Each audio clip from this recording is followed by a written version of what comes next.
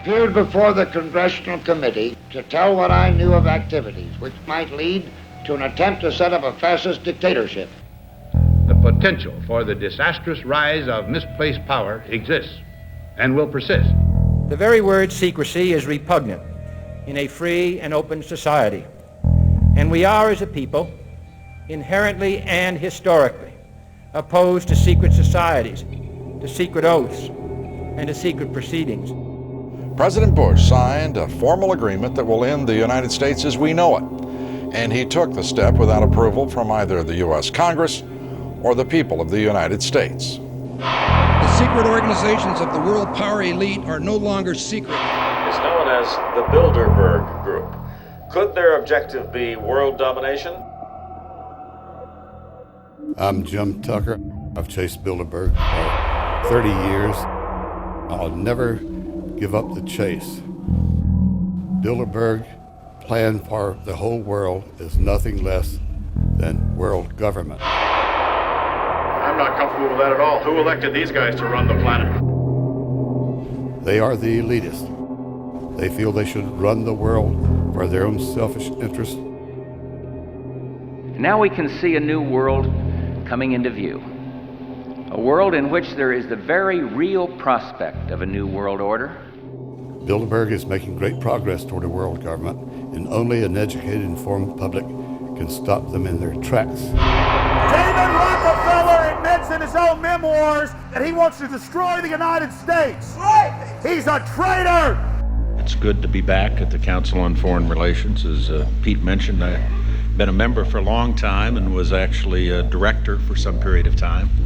I never mentioned that when I was campaigning for re-election back home in Wyoming. Let us never tolerate outrageous conspiracy theories.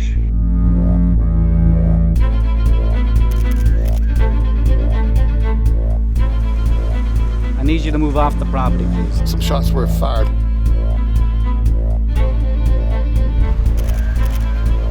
There's Bilderbergers right there.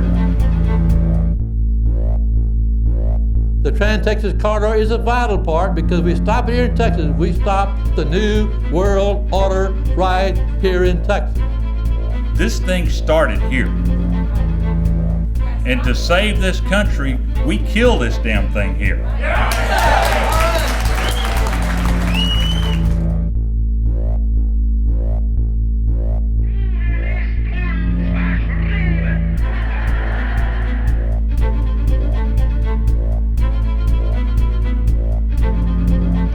There is a chance for the President of the United States to carry out a phrase his father used, and that is a New World Order.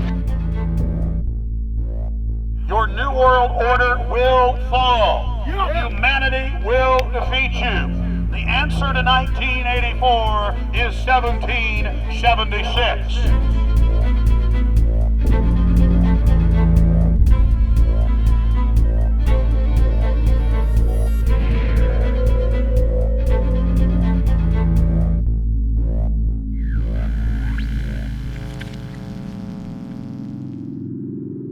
In the near future, Earth is dominated by a powerful world government.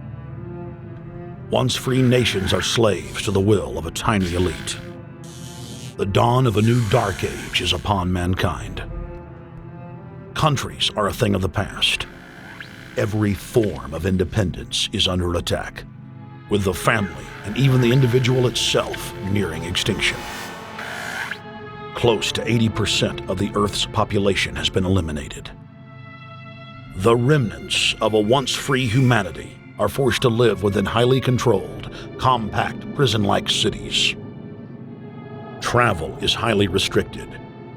Superhighways connect the megacities and keep the population from entering into unauthorized zones. No human activity is private. AI supercomputers chronicle and categorize every action. A prison planet dominated by a ruthless gang of control freaks whose power can never be challenged. This is the vision of the global elite, their goal. A program of total dehumanization where the science of tyranny is law. A worldwide control grid designed to ensure the overlord's monopoly of power forever. Our species will be condemned to this nightmare future unless the masses are awakened to the New World Order master plan and mobilized to defeat it. Erected by a secretive group, the Georgia Guidestones are a testament to the elite's plan for a world religion, global laws, with a global court and army to enforce it. And set in stone, it is written that the population never rise above 500 million.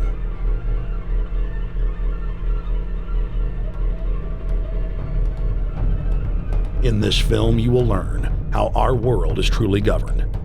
You will see how highly secretive roundtable groups interlock to form a global intelligence network. This group has been steering planetary affairs for hundreds of years.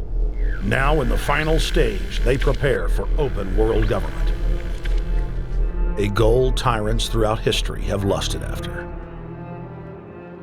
Dr. Michael Kaufman is a published ecologist specializing in ecosystem research, forest ecology, and ecosystem classification. Dr. Kaufman played a key role in blocking the ratification of the Convention on Biological Diversity in the U.S. Senate. The concept of a New World Order has been around for centuries. It's been receiving tremendous play over the last half of the 20th century. George Bush, the first senior president, George Bush, used it a lot in his speeches and really implies that he really wants to see a order in which we have a universal or a global type of governance in which every human being on planet Earth is ultimately responsible to policies that are being formulated at the international level. It is a big idea, a new world order.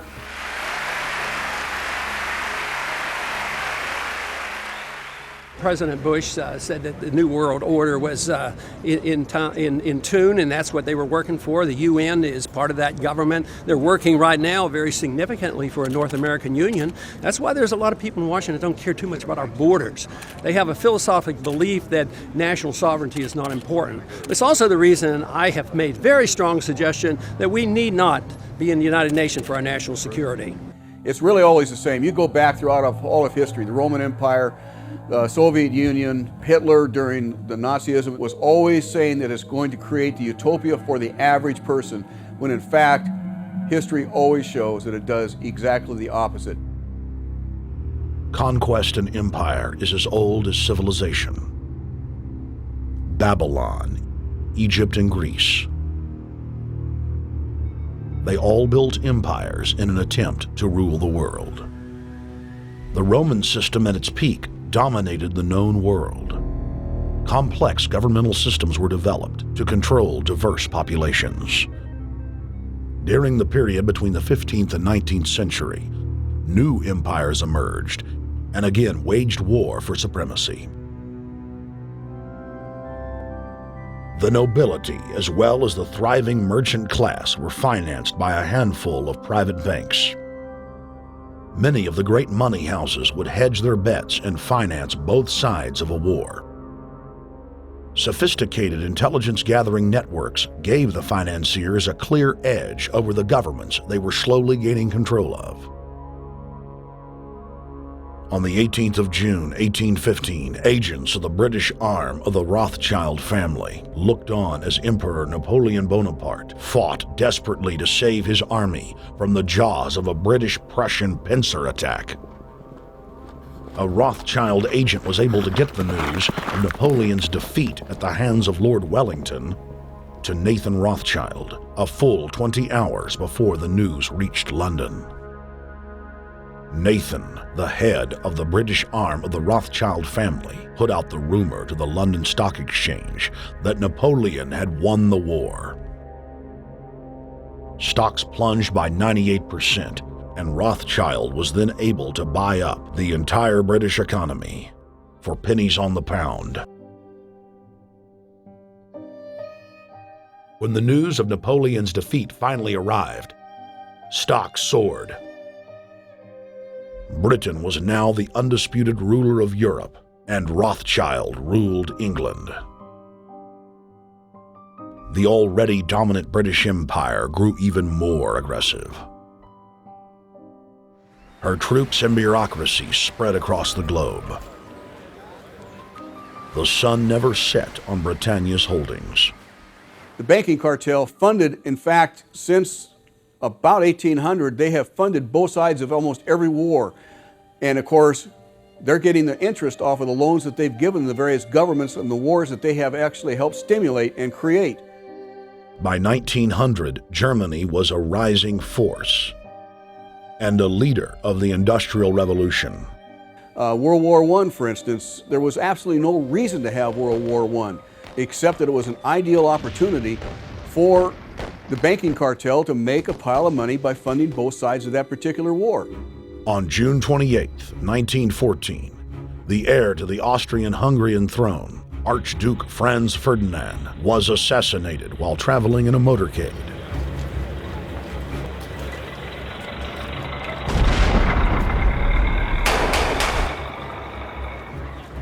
The Black Hand, a Serbian secret society with connections to French and British intelligence, took credit. World War I had begun.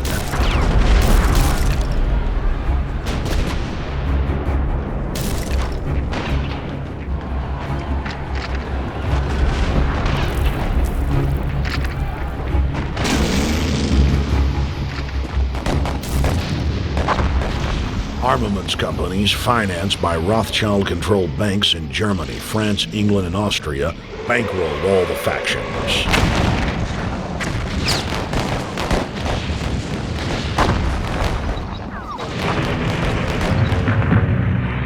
At least 20 million were killed in the war. It was a conflict so terrible the people vowed to never fight again. They dubbed it the war to end all wars. Question is, why did they want war? Well, first of all, is money and power. But secondly, they wanted to create the League of Nations. They had this in their plans all along, and as a consequence, once the war was over or about to be over, they began to formulate this idea of a League of Nations, so this would never ever happen again. Hundreds of years of practice made the British experts at hiding their empire behind puppet governments and councils. In the name of stopping all future conflicts, they proposed that countries would join a League of Nations. Their true intention was for the League to serve as a framework for world government. President Woodrow Wilson, who had spearheaded the establishment of the private Federal Reserve System in the United States in 1913, strongly supported the establishment of the League of Nations. Woodrow Wilson was a very naive president. He was basically a college professor that was grafted into this whole system. The League convened in Paris in 1919, but many nations recognized it as a threat to their sovereignty and refused to join. Frustrated by the U.S. Congress blocking the League of Nations, British intelligence, with the help of the Rockefeller family, set up the Council on Foreign Relations in New York City in 1921. The council recruited the best and brightest of American life to support the growth of the Anglo-American Empire. The CFR's stated mission is to abolish all nation-states in favor of an all-powerful world government administered by a tiny elite. By 1930, the promoters of world government had split into two interlocking camps: the Fabian socialists centered in London, and the fascist based in Italy and Germany. National Socialism will use its own revolution for establishing a new world order. Adolf Hitler. Supporters of the fascists in the United States and England believed that the military should be used to quickly transform the world into a new world order, while the more sophisticated practitioners of globalism stated that incrementalism was the sure path to world domination. Congressional Medal of Honor winner Major General Smedley Butler went public in 1934, exposing an attempt by the robber barons to launch a military overthrow of the United States. The war hero testified to the McCormick-Dickstein Committee in Congress that some of the most powerful men in America had tried to recruit him to lead a military coup so they could set up National Socialism in the United States.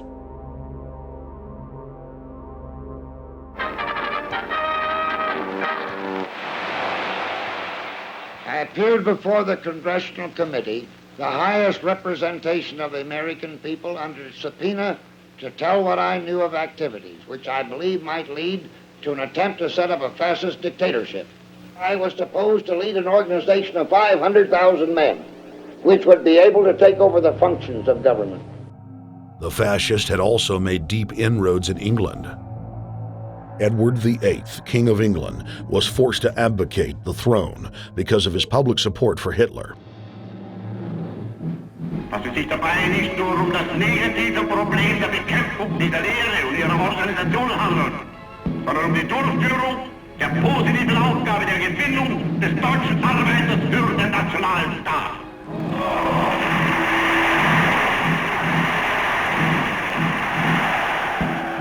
Though the German-led fascist camp was strong, the Fabian Socialist bloc was able to maintain control of the US, Russia, and England.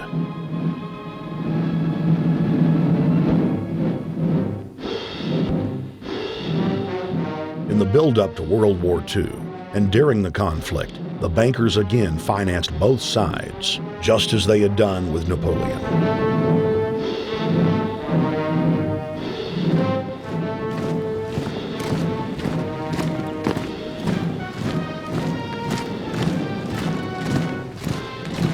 With the rise and fall of the Third Reich, Europe lay in ruins.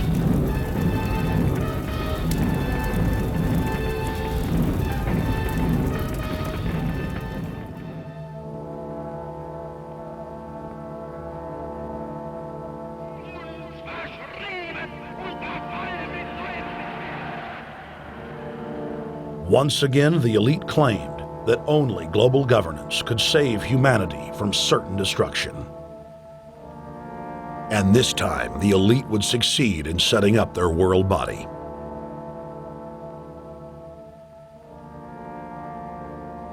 In April of 1945, at the Presidio Naval Base in San Francisco, the United Nations was founded by the victors of World War II. The United Nations complex was then built in New York City on land donated by John D. Rockefeller. Shortly after the elite established the United Nations as their base in the United States, the newly formed World Council quickly began work on the next phase in their plan, the incremental formation of continental superstates. The first step in their trilateral plan was the creation of the European Union. Unifying Europe had been tried many times and was extremely unpopular. Where Napoleon and Hitler had failed to accomplish their goals using force, the globalists would succeed using stealth. The British spearheaded the formation of the Council of Europe on May 5, 1949. The Treaty of London claimed to only establish trade ties between European nations, like NAFTA or GATT in North America. Its true intention was the formation of a European superstate.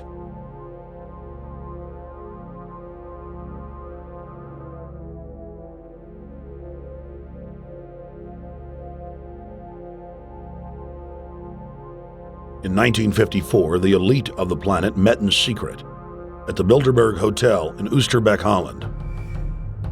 The Bilderberg Group would later admit that their mission was the formation of the EU. Once the EU was established, under the guise of trade deals, a North American Union and Asian Union would be formed. The three interlocking superstates formed the core of the global government, while the United Nations would serve as a world regulatory and enforcement body over the Third World subregions. The Bilderberg Group consists of the heads of all of the managing roundtable groups that steer individual countries. Picture the elite power structure of the world as a giant pyramid, with only the elite of the elite at the tip top of the capstone. The group has been so secretive that until the mid-1980s, the controlled corporate media denied its existence. Into the late 1990s, coverage only consisted of rare one-line mentions.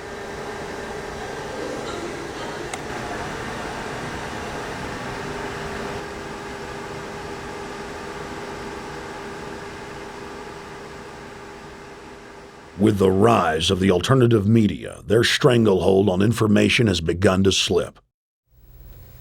On the outskirts of the national capital today, black limousines with darkened windows converged on a hotel where private security guards imposed ironclad control.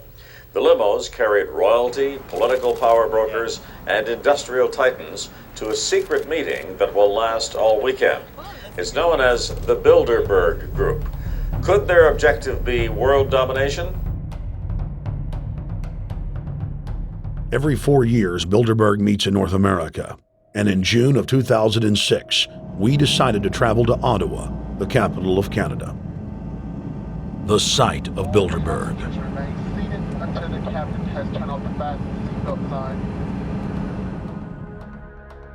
In Bilderberg's long history, many reporters attempting to cover the group have been harassed, detained, and even jailed.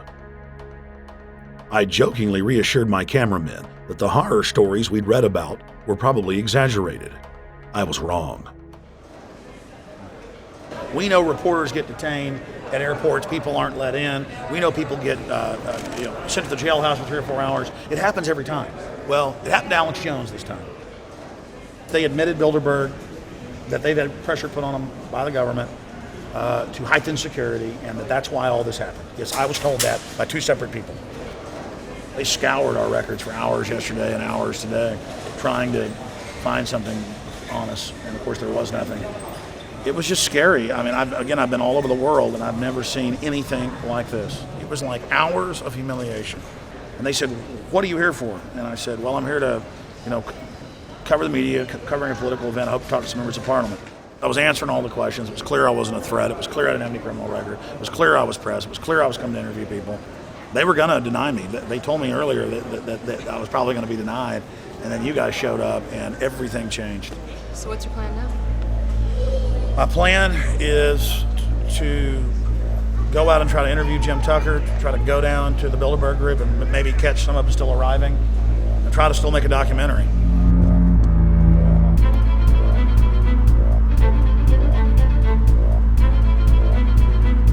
So instead of being here at 8 a.m.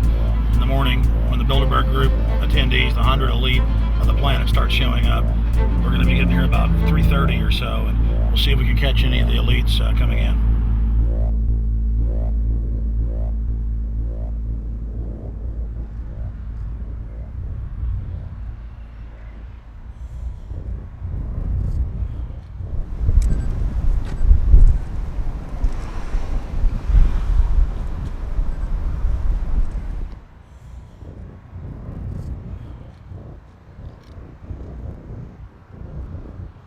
What do you think's on the agenda for this edition of the Bilderberg Society's annual meeting? They're debating the attack on Iran. They're talking about how to take out Hugo Chavez. They're talking about how to get their American Union in that destroys Canadian, U.S., and Mexican sovereignty. So we're talking about the death of Canada is what's happening in there right now. The death of your sovereignty is happening in there right now. CNN has even reported that these individuals have put out the policy reports through the Council on Foreign Relations that writes their scholarly white papers to end the United States, to end Canada, and to end Mexico. About 10 have come in. They've been coming in slowly in typically big black cars with what appears to be bulletproof glass, and we've got a few pictures of some of the people. We're being kept well back from the building by an awful lot of security people, but there'll be more security as this thing develops. Again, just a reminder to stay off the property, okay? I am. This is the line. We checked with the city. Thank you. How you doing? Yeah. Okay. First Boston. The ex-president of Ireland? Maybe? Okay. Danny will know. I came here from upstate New York. I booked a room way in advance. When I checked in at 10 o'clock at night, they told me I had to be out at 8:30 in the morning. And so, of course, I complied to what they wanted. I wasn't happy about it because I had been tired. I drove quite a long way. Then I went down to have something to eat, and I just saw a bunch of security here, and I was wondering what was going on, and I asked questions. And they said they were having a wedding or they were having some sort of reception. So I decided to ask a couple more questions because I thought it was kind of weird. And then I saw them from my hotel window. They were in the back with flashlights looking at the trees, looking up through the trees, and they were also in front of the hotel combing. It looked like combing the hotel. So I kind of was wondering what was going on, and I left.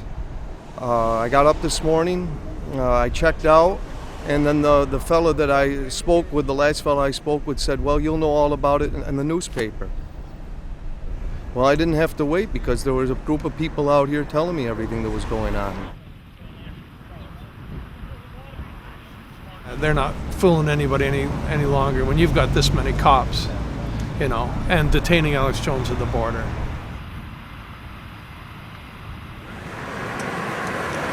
Get him on both sides. Yeah, you crook. Yeah, you're gonna go to jail like Ken Lay. Oh yeah, there's one right there. Hi. Hey, we're not your property. We're not your slaves. We're gonna defeat the New World Order. The New World Order is gonna be defeated. You realize that? I'm glad you do. Always does throughout history.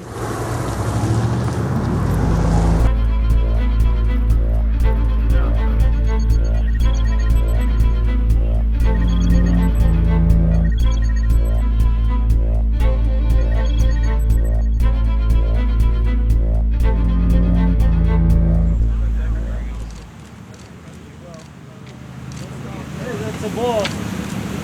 Boss is leaving. Etienne Davignon is the honorary chairman of the Bilderberg Group, as well as the head of its steering committee. The committee he heads selects and invites each year's attendees. In the last decade, the list of attendees has been leaked to reporters by moles on the inside. Veteran newspaper reporter Jim Tucker has been covering the Bilderberg meetings for over 30 years and has physically attended more than 20. We traveled back to our hotel to see if Jim Tucker received the 2006 list. First heard about Bilderberg in 1975, and I said, I don't believe it. That's not possible. Who in hell's Bilderberg? I spent 20 happy years with metropolitan newspapers. All the wires are clicking at my ear. That could not happen without me knowing about it.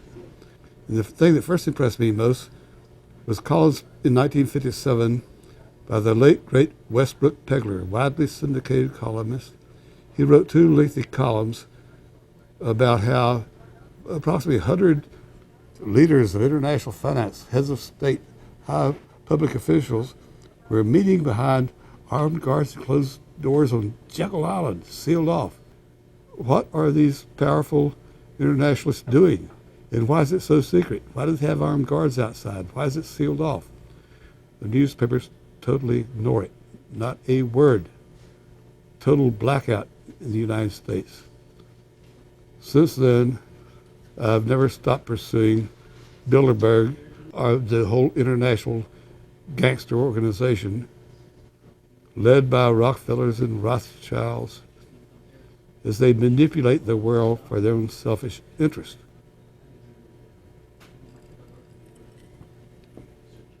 Jim, you've been waiting on the list. You normally get it on the first day. You haven't gotten it. We're told it might come in today. How important is that list? It's absolutely essential, although identifying people outside, as we always do, is important too, to find out who is not on their own list. In recent years, someone from Europe has sent a machine copy with a letterhead and so forth without identifying himself. So far, I haven't heard from him.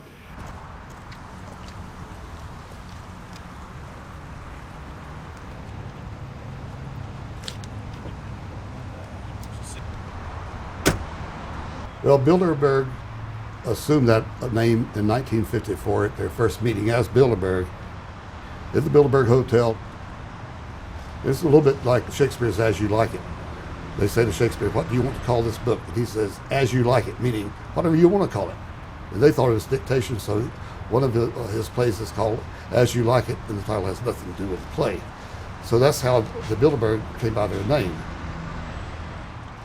Now, they had been meeting for half a century. The moneyed class had been meeting But they decide they have to meet systematically every year, well planned in advance, in addition to maybe other smaller meetings throughout the year. Sure this is the right turn, Jim? No. Let's see if you can start.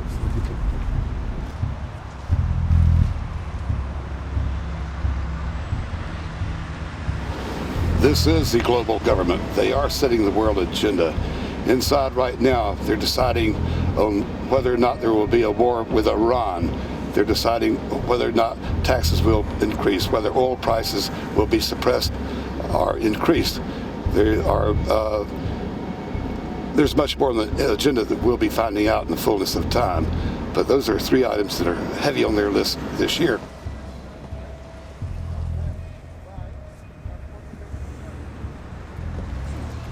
This is Jim Tucker, ladies and gentlemen. Yes. 27 years covering these crooks. Mr. Tucker, pleasure to meet The you. media said he was crazy, it didn't exist. Now we forced him. 120 of the world's most powerful men, heads of state from Europe, high officials of the United States government, Treasury, White House, state, defense. They're setting the world agenda now. The reason they want secrecy is because they're doing evil. Evil is done under the cover of darkness. Good works are done in the sunshine.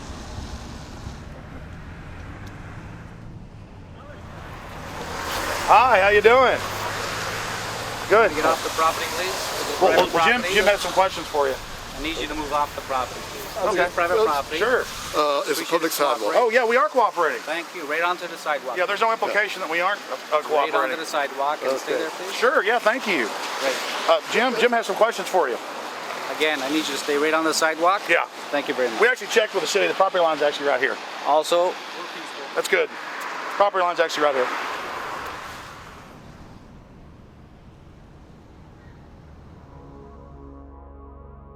We are on the verge of a global transformation.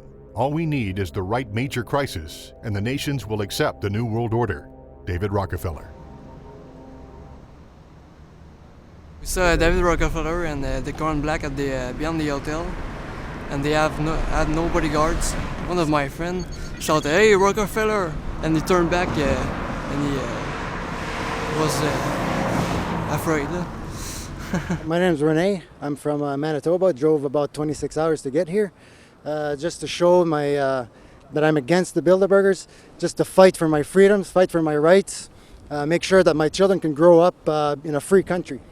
My name is Daniel Estrelin, and I've been doing this for the last 15 years. I'm from Canada. I'm very proud of my country because, as you can see, there are a lot of people covering the Bilderberg conference. Last year, it took me 14 and a half hours to get to Munich. I was pulled off the plane in Milan. I was pulled off the plane in Munich. They interrogated me 4 hours in both places. I was able to call a friend, a journalist in Rome, as a result of his presence and others. Calling the foreign ministry department in Italy, they backed off and they let me go. They basically told me that they're keeping an eye on me 24 hours of the day. The little hotel where we were staying at, Jim and I, out of the 20 rooms, 6 were occupied, 3 by the CIA and 3 by the German Secret Service. That's how serious these people are, and that's how afraid they are of actually what we may be able to reveal and what we actually do reveal publicly about the Bilderberger intents. Daniel Estrelin has covered the Bilderberg meetings in Europe and North America for more than 15 years. His book, Club Bilderberg, has been translated into more than 20 languages and is a global bestseller. Estrelin has photographed many past Bilderberg meetings. Rockefeller frontman Henry Kissinger is always a key participant. Here you see the president of the CFR, Richard N. Haas, followed by Vice Chairman of Rothschild Europe, Franco Barnaby, who is speaking with Henry Kravitz. And behind them is Richard Holbrooke, former U.S. Ambassador to the United Nations. The head of Daimler Chrysler, Jürgen Erich Schrimp, arrives by helicopter. Here, the owner of the Washington Post, Donald Graham, escorts Indra Nooyi, the head of PepsiCo. Queen Beatrix of the Netherlands, whose father, Prince Bernhard, founded Bilderberg, is a leading figure in the group. Of course, globalist kingpin David Rockefeller, seen here with his bodyguard, James Ford, always attends. The then newly appointed World Bank chief Paul Wolfowitz is photographed at Bilderberg 2005. It has been reported that Wolfowitz had attended previous meetings while still the Deputy Secretary of Defense, a violation of the Logan Act. Under the Logan Act, it is a felony offense for any member of the federal or state government to meet with members of a foreign government without the express authority and authorization of the President or Congress. Put simply, it is illegal for members of the government to meet secretly behind closed doors with foreign power brokers due to the problems of corruption and espionage that it breeds. For this reason, many prominent politicians attend, but their names do not appear on the official list. Despite the Logan Act, the governor of New York's name, George Pataki, does appear on the list, and we were able to catch the governor on tape walking with David Rockefeller at Brook Street. Multiple staff members inside Brook Street reported to us that Hillary Clinton attended for half a day. Several armored limos with diplomatic plates did arrive with police escorts and offloaded their passengers in the underground parking garage out of the sight of the press. Former World Bank President James Wolfensohn sardonically stared at our cameras. They're upset about the fact that they're being exposed. Well, I'm sure they are. I mean, look at the tinted windows. They don't want to be seen. They don't want even anybody to know they're here. So I'm sure they're ticked, and that's why we're here to try to expose them. Do you think that they were angry that they were on the front page of the local paper today? You think they're in there reading it right now, Jim? Yes, I don't think they're happy about it. They prefer nothing at all, no publicity. They prefer absolute secrecy. Yeah, you better look away. We're not your slaves. You don't own me.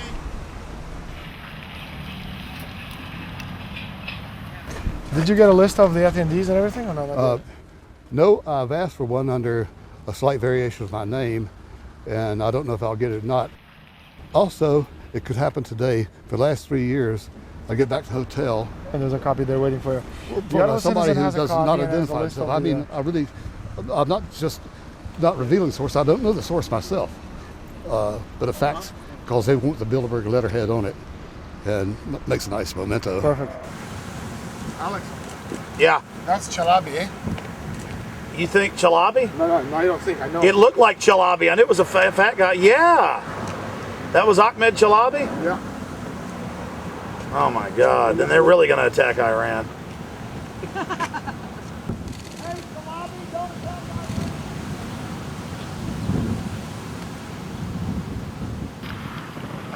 I've seen this guy around a lot. This guy is too president. I have it. It's S. Scandinavian. Adrian Woolrich. Maria Monti. Over the last couple of years, they've been reeling with the amount of leakage that they've been experiencing, so it's getting harder and harder. But again, it will never get too hard for us because of the sources that we have inside are top-notch sources. People who are actually working for them, the Secret Service, the second layer, people in the Bilderbergers, the clerks, the administrative office, they're there. They are our eyes and ears, and every time there's something out, we always get the information. That's Francisco Pinto Balsamao. I think that's the Queen. It's the Queen. Oh my God, you can't kiss her earrings. You see her? Yes. Oh my God. The Queen of Holland. What usually happens, the Secret Service guys who are protecting the Bilderberg delegates, the staff, the cooks, the chefs, when they actually get to see and to hear what some of these nasty people are talking about, they're the first ones to look for us and the first ones to make sure that we get the information from the meeting. We're very rigorous with information that does come out. We double, triple, and quadruple confirm the sources, make sure that all the information checks out. A lot of the stuff, the Bilderbergers have planted information, make sure that this disinformation nullifies the accuracy of the reporting, which is why we never publish the first thing we hear.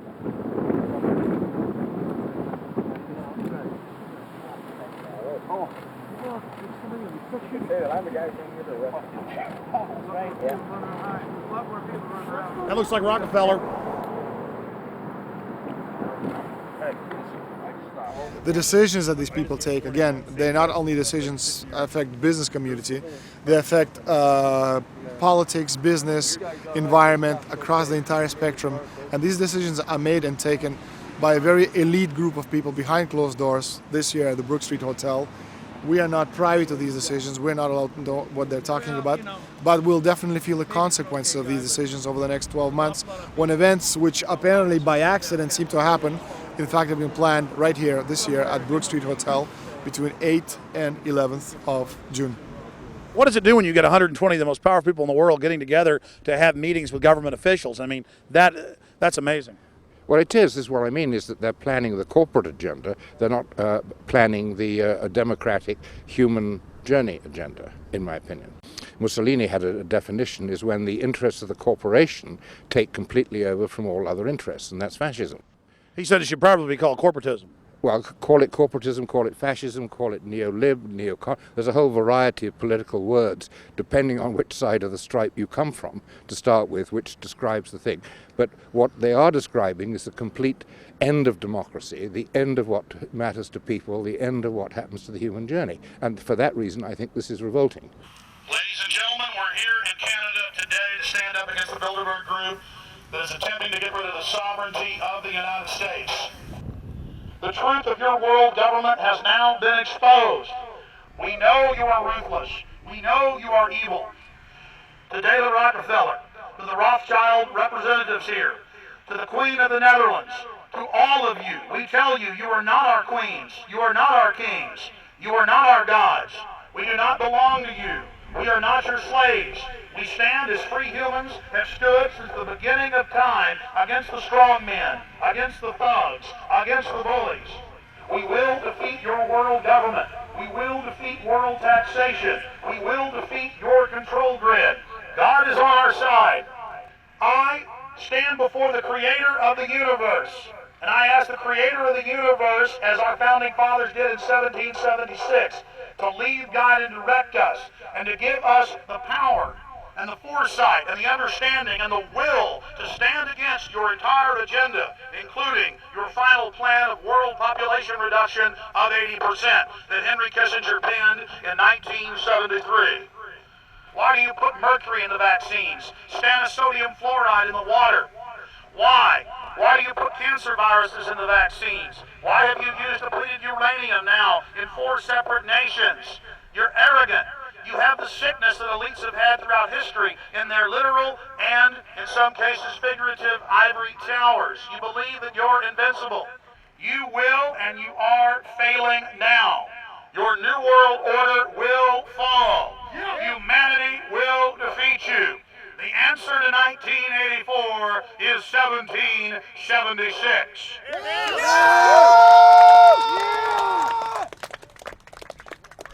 Bilderberg is an elite organization, and the way it works, the protocol of the meetings is the staff, after they're vetted out, they're told exactly how they're supposed to behave themselves, meaning that they can never address the attendees, they can never speak to them unless they're spoken to first, they can never look them in the eye. They have to approach them from the right side, the people who are right-handed, and from the left side, the people who are left-handed. They can never look them straight on. And needless to say, all the information that is being spoken during the conferences is under no circumstances allowed to come out. That's what they're told. They're threatened with not being able to find another job anywhere in the sector if they reveal any information to the press.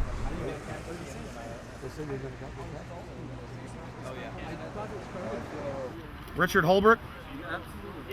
Ambassador Richard Holbrooke thought the peasantry wouldn't recognize him if he took a stroll off the grounds of Brook Street.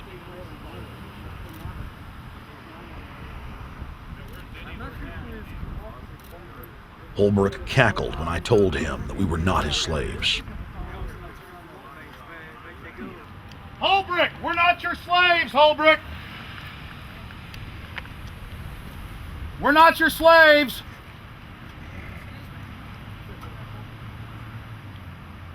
Holbrooke, we don't belong to you. We're not your property. Get back on the sidewalk. We're free humanity! Yeah, there he goes. Howard. They love it.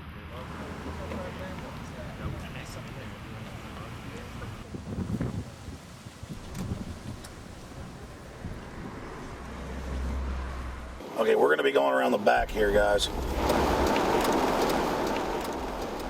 Hey guys, how you doing?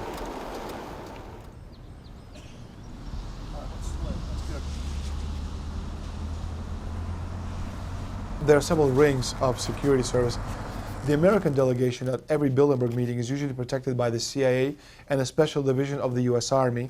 The British delegation is protected by the MI6. Israelis usually are protected by the Mossad.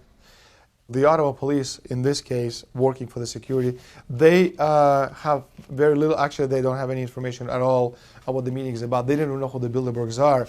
Then there's an elite private firm protecting the perimeter, doing all the dirty work, such as shooing off the photographers and bothering the protesters. But you know, that's like piddly stuff.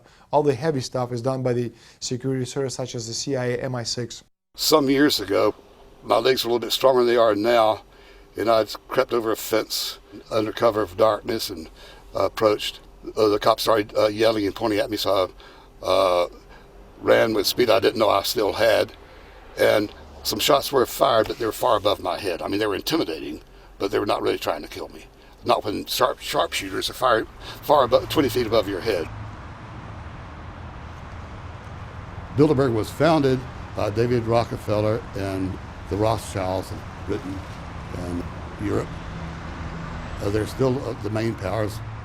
Baron Evelyn D. Rothschild, a male, attended for many years. Rothschild is still represented. You'll see them on the list of participants. Somebody representing the Rothschild group. They are the main powers behind Bilderberg. The Dutch Royal Shell is part of the Queen's fortune. Of course, the Rockefellers have always had heavy oil interests. That was the original source of their old money from the old man. Jim just got the official Bilderberg letterhead list from his mole inside the Bilderberg group. Let's go look at it. Wall Street Journal.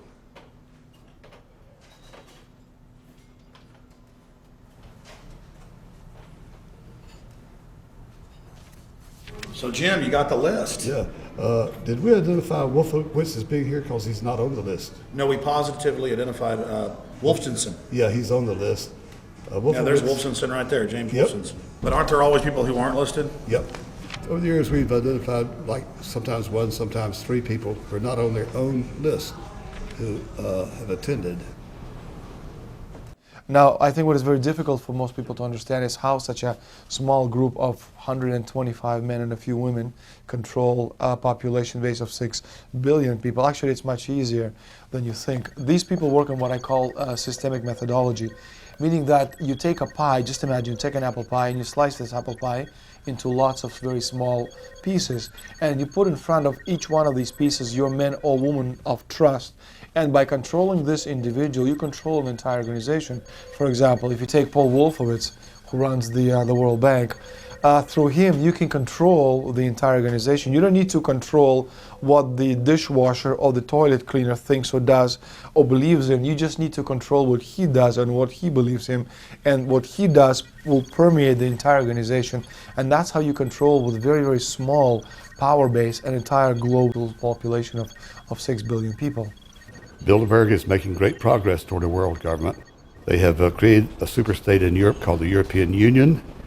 They're intent on creating a Western Hemisphere Union called the American Union. NAFTA is to be expanded into every country in this hemisphere. As NAFTA expands, it will take on the role of the American Union. And only an educated, informed public can stop them in their tracks. We went into downtown Ottawa and talked to locals to learn if they were aware of the elite meeting in their city.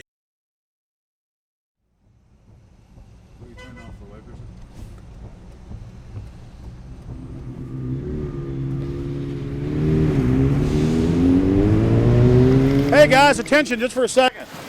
I just need to tell you that a group just met here in Canada and they're trying to get rid of your sovereignty, merging you with the U.S. and Mexico. See, it's not funny, I'm serious. And your news isn't going to tell you about this. This is deadly serious, so I'm just letting you know and I'm telling you about it. As they say, they are the guys that run the world. They make the decisions for we just carry it out. Sir, did you hear about the Bilderberg Group meeting here in town, the 120 most elite people in the world? No. Hey, did you know that the elite's meeting here in town right now? Have you heard about it? 120 crime bosses? None of you heard of it? None of you guys have heard of the Bilderberg Group? They're meeting right now. In the city, around 10% of the people were aware of the New World Order agenda. When we traveled to Parliament, close to half of the people we randomly spoke to were informed.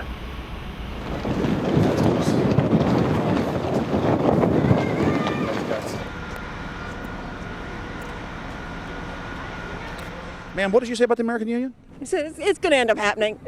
We don't want it, but it's going to happen. Why do you think? Because the Bilderberg Group runs the world. You have the Trilateral Commission, that's also part of the Bilderberg, which is the United States, Europe, and Asia. But most of this is public knowledge. Nobody wants to believe that there are conspiracies, that world leaders are already elected before they're voted on. So here we know that Bernard Lord is part of the outer circle.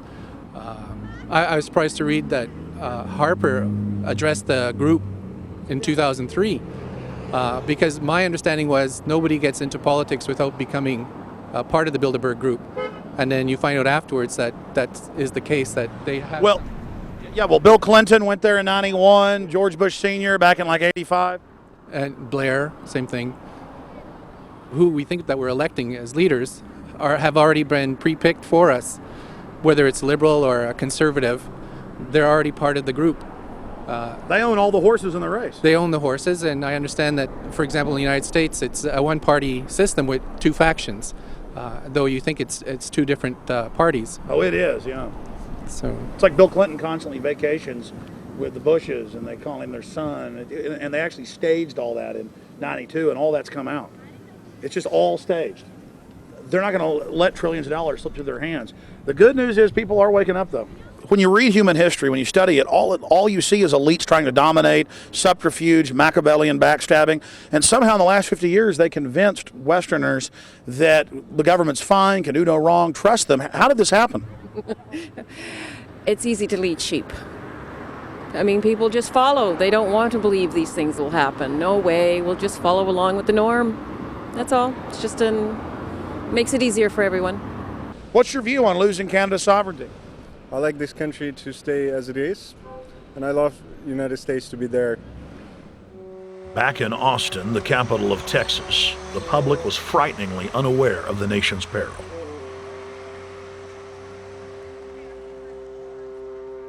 Have you heard about the North American Union? Not really, no. I don't watch TV. No, I haven't. Interesting. I was not aware of that. I don't know exactly what you mean, so. I don't think there's going to be a merger of the three nations. No, I have not. No. No, I didn't know this was happening, so. Yes, I have. Oh, you have heard about it? Yes. After that big rally the other day, don't know about it? I don't know about anything. No, I have not. Have you heard of the European Union? I have, yes. Are you aware of the European Union? Oh, yeah, of course. Have you heard about the European Union? Heard about them. Do you know about the European Union? No. Europe, 15-member group expanding? A what? 15 nations of Europe merging in 2000. Whatever. For over 50 years, the Bilderberg Group constructed the European Union by stealth under the guise of trade deals. Now the elite are using the same secretive program to complete the North American Union. But this time, superstate integration is on the extreme fast track. International agreements like NAFTA, GATT, and APEC were just stepping stones in the formation of the NAU. The North American Union was officially born at Baylor University in Waco, Texas, on March 23, 2005. The leaders of the United States, Mexico, and Canada told the press that they were only meeting to discuss trade. It soon leaked that a secret meeting had been held during the Security and Prosperity Trilateral Summit. The three governments had refused to release the secret agreement to the people. In September of 2006, their treasonous operation was blown wide open. From September 12th to September 14th, in Banff, Canada, hundreds of elected and appointed government leaders from Canada, Mexico, and the United States met in secret. On the last day of the conference, someone inside the secret North American Union Forum leaked the agenda. The front pages of newspapers across Canada carried the story. The Judicial Watch Foundation submitted Freedom of Information Act requests to obtain the full agenda and minutes of the secret assembly. Many federal agencies refused, citing national security. The foundation finally succeeded and did receive thousands of pages of documents. The documents marked unclassified are the blueprints of a shadow government ruling by bureaucratic and executive fiat. The pages chronicle an already operating North American Union. Transportation, law enforcement, agriculture, regulation, banking, manufacturing, construction, education, immigration, and even the military are being merged with no input from the people or their elected representatives in Congress and Parliament. One of the first items on their agenda was to stress how important it was that their plan, quote, be carried out by stealth. The controllers also talked about exploiting the public's fears of climate change to push a continent-wide tax to fund the new government.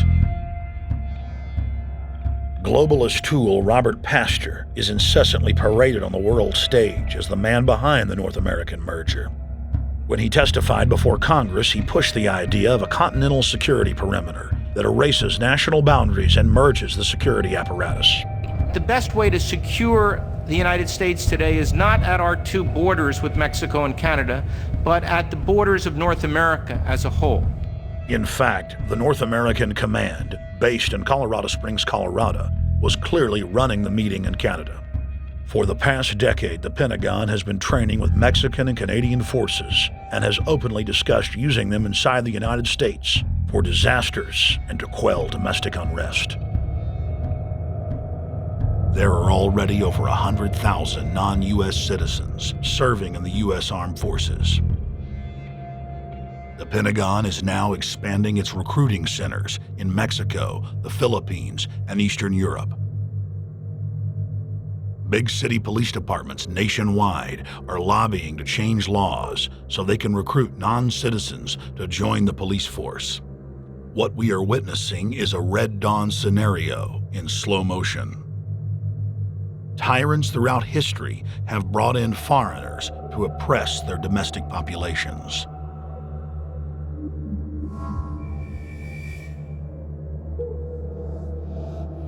When their coup by stealth was exposed, the three governments went into damage control mode.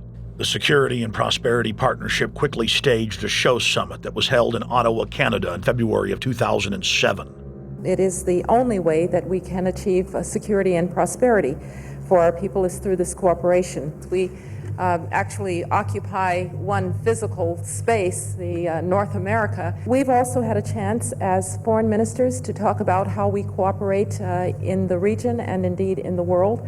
Protesters who were upset about losing their countries and freedoms were not tolerated. A couple of weeks ago, an Al-Qaeda supposed. Whatsoever, the Security and Prosperity Partnership has been signed without any sort of parliamentary debate. Globalist publications have been open with their frustration that the population has not bought their latest PR stunt. As integration inside the European and American unions accelerates, the superstates themselves are being merged. On April 30th, 2007, a summit was held at the White House. The Security and Prosperity Partnership's secretive approach had alarmed the public. So this time, President Bush, German Chancellor Merkel, and EU Commission President Barroso hid their treachery in plain sight. Thank the Chancellor and Josie very much for the transatlantic economic integration plan. And for that too, we need to develop a common market, common standards. So this is indeed a very important agreement, An agreement that also brings with it a transatlantic economic council to be a permanent body with senior people on both sides of the Atlantic that will look at all those issues in a concrete manner, in which way we can make it move forward. The BBC reported that the US and EU had agreed on a single market. By announcing a new economic community integration, they were simply repeating what had been done in America and the EU on a larger scale. The accord states that the two blocs will aggressively push regulatory convergence in more than 35 areas, from financial services, intellectual property, military, education, mergers and acquisitions. They also agreed to jointly push a global carbon tax. We recognize that we have a problem with greenhouse gases. We agree there is a global threat, it's a serious threat. We agree there is the need to establish a limit to greenhouse gases. We need to discuss the possible pricing of CO2. How can we translate this into a market economic compatible scheme? We have agreed to establish a high-level group, a forum. This EU-US result is translated into the G8, debated together with the outreach countries, China, South Africa, Brazil, among others, and India. A global solution to a global problem. If Bilderberg succeeds, America falls. All the victimized countries lose their sovereignty. Bilderberg is not a person, it's not an idea, it's an ideal, a very powerful group of people working together and from the positions of ultimate and absolute power, destroying every constitution on earth, no matter how powerful the constitution of the nation is. That's what these people do. The African Union arose out of the African Economic Community, set up in the early 1980s. The African Union is financed by a consortium of international bodies, governments, and corporations. The African Union Army serves as an enforcement arm for the New World Order's exploitation of Africa. In Asia, APEC and ASEAN have announced plans to form the Asian Union, consisting of Asian and Pacific nations, having more than 3 billion people within its borders. APEC will become the Asian Pacific Union, and the world is to be divided into 3 great regions for the administrative convenience of the world government in which the UN is to evolve. As the unions form individually, they are simultaneously merged to form the first planetary government. They're trying to destroy every nation on earth which is trying to promote progress, because these people basically they are landowners. They don't need progress because they control the land. If you take the most powerful man in London, the people who belong to the Council and the Committee of 300, who belong to the Bilderbergers, the British royalty, the Guelphs, the black nobility of Venice and Genoa, these people they're landowners. The New World Order is the Old World Order. I mean, it's just the names have changed, the appearances have changed, but the concept hasn't changed. The idea is still to bring the men back, kicking and screaming back to the Middle Ages, post-industrial age world order. One of the things that is very shocking to most Americans is the fact that the United Nations Global Biodiversity Assessment, which came out in 1995, clearly shows that in order to protect planet Earth, we have to go back to a feudal system. They actually said that in the document. To craft a modern feudal society, the globalists are implementing a standardized North American Union ID card to track, trace, and control their serfs as they travel throughout the 3 regions of the NAU. Building on the massive displacement of humanity caused by globalization, the New World Order is rapidly constructing the physical infrastructure of the North American Union, the NAFTA Superhighway Control Grid. I'm Arthur Peterson, Colonel retired in the Army. I see things today that are happening that would make my friend who died in World War II turn over in their grave. To think that people would even consider confiscating land of farmers and ranchers and taking their homes away from them to turn it over to a foreign company in Spain, which was controlled by Don Carlos, I understand, a notorious socialist, and they get the tolls on Texas land for 50 years.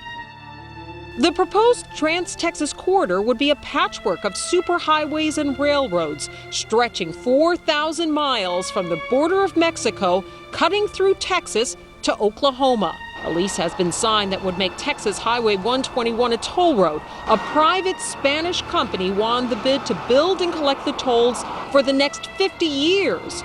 These deals with private companies are being negotiated largely in secret, and many state lawmakers are worried taxpayers are being sold down the road. Critics say it's a threat to our national security.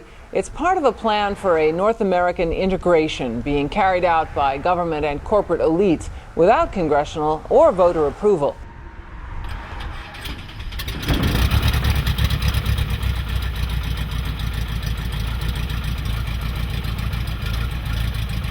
We took to the air over central Texas to get a bird's eye view of the Trans-Texas Corridor, which is under construction and will form the heart of the Trans-NAFTA superhighway system.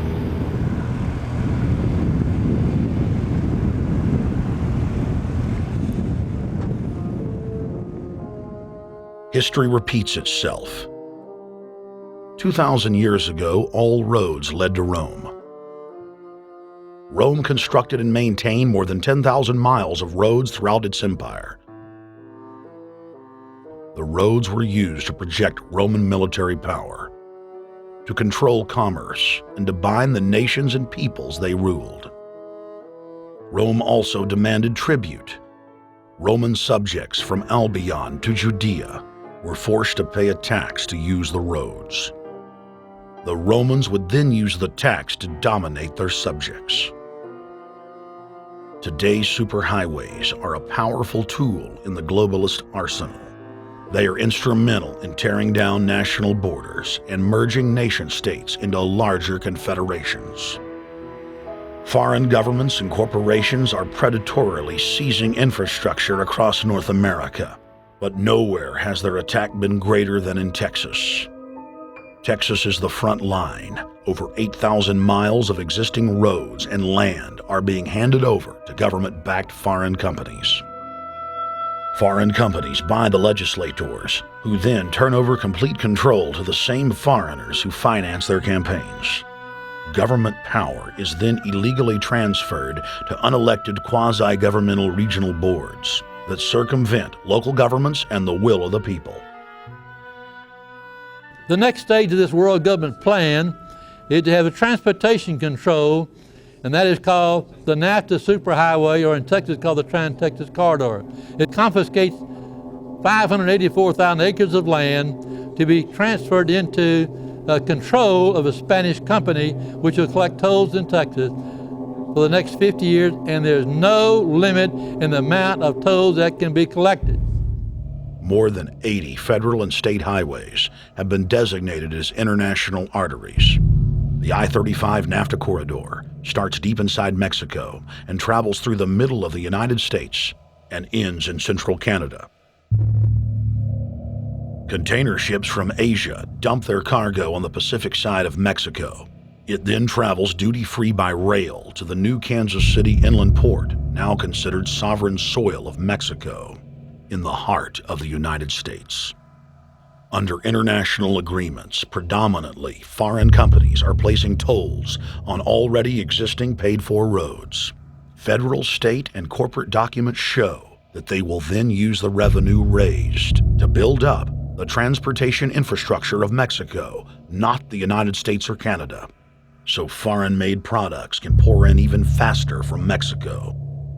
Revenues raised will also be used to fund the fledgling North American Union and its growing bureaucracy. Bottom line, they're using our own money to enslave us.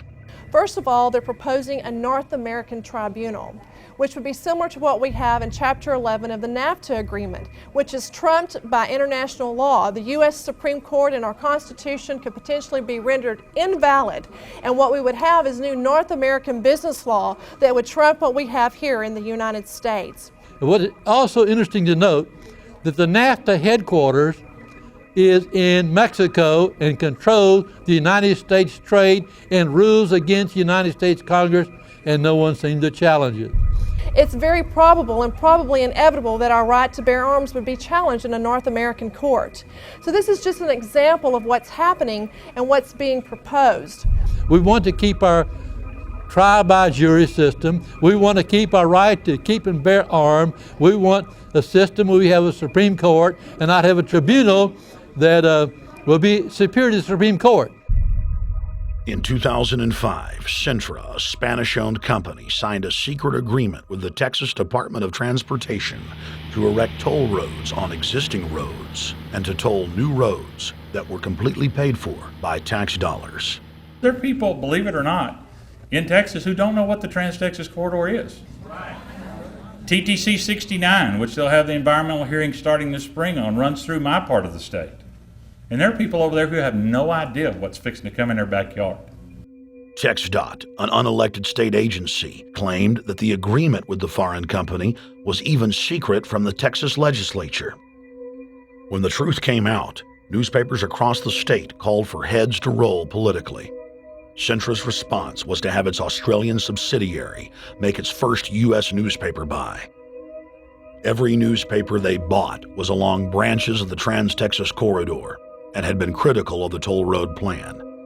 The cost of 40 or 50 newspapers is nothing compared to the profits that'll be made. Just Phase 1 alone of the state toll road plan is estimated to raise more than $200 billion in just the first 15 years. And Texas is only a small part of the global panorama. A combine of transnational companies is aggressively consolidating public finance infrastructure worldwide, and the same interests are erecting a world government according to their rules.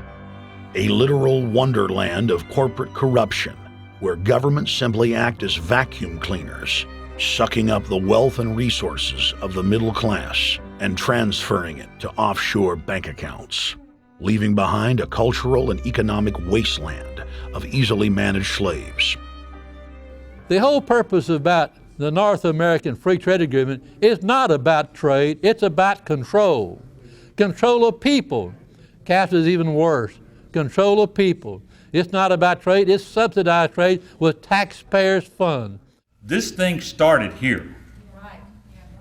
And to save this country, we kill this damn thing here. To stop it here in Texas, we stop the New World Order right here in Texas. Polls consistently show that over 90% of the people are against the NAFTA highway systems and its toll roads. As the people learned of the threat, they got angry and took action.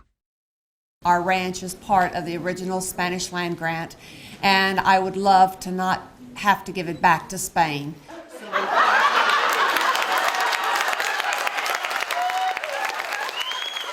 Opponents of a proposed superhighway today held a major protest.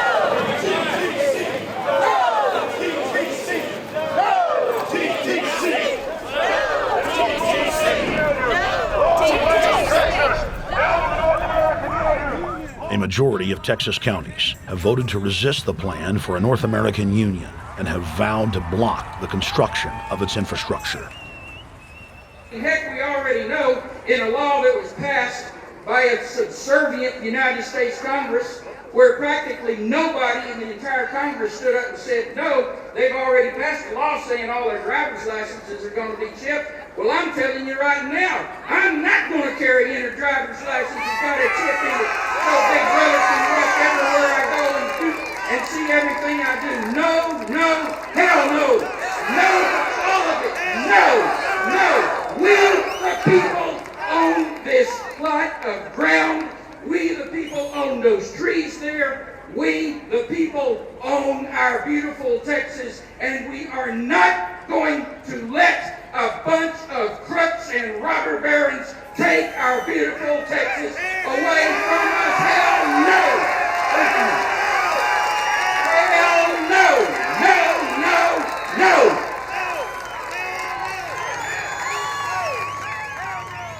RFID tracker chips embedded in state inspection stickers and toll tags are already being used to track the population. The new system is also meant to control growth and steer development through so-called smart growth. smart growth, which is nothing more than an effort to bring control into the cities.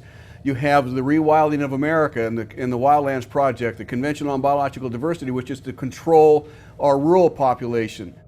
Toll roads on interstate highways nationwide are walling off exit ramps to small towns and rural communities, and are creating ghost towns by design. This trend is accelerating under the NAFTA highway system and is meant to rewild more than half the country. All of these things are designed to bring more and more control to bureaucracies rather than to the independent individual, the sovereign individual of this nation. What brought me into this whole discussion was the fact that while I was doing this multi-million-dollar research effort in the 1980s and early 1990s, I became aware of an agenda basically to lock up one half of the United States into wilderness corridors and reserves. What's called the Wildlands Project, but it was also a key cornerstone of the United Nations Convention on Biological Diversity. It was during that study in which I began to realize that this was not an effort to protect the environment, but an effort to control you and I. They were dividing the United States up into little compartments in which they would rip out roads, which they would rip out whole communities and put them back in the wilderness. The federal highway system was designed by Pentagon war planners in the 1950s to serve as a rapid deployment conduit to move ground forces for the defense of the United States during invasion. The unconstitutional Northern Command is now using the highway system as a force projection matrix to dominate populations across the United States. Through federally funded emergency command centers, county and city governments are being quietly federalized nationwide. Billions of dollars per city is being spent to install millions of surveillance cameras. Every town and hamlet, no matter how small or remote, is surveilled. License plate reading software tracks Americans' movements wherever they go. New systems are being deployed that scan your face, read your lips, and analyze your walk.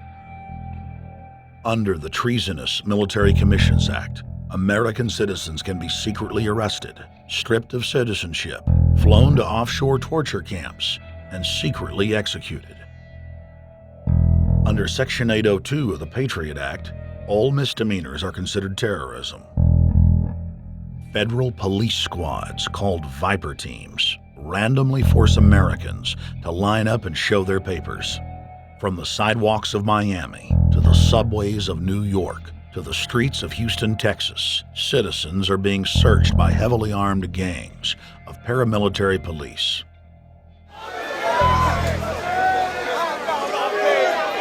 Where's the van? Are we even supposed to be coming in the street? Come on, guys, come in. Yo, can you get that camera off of us, sir?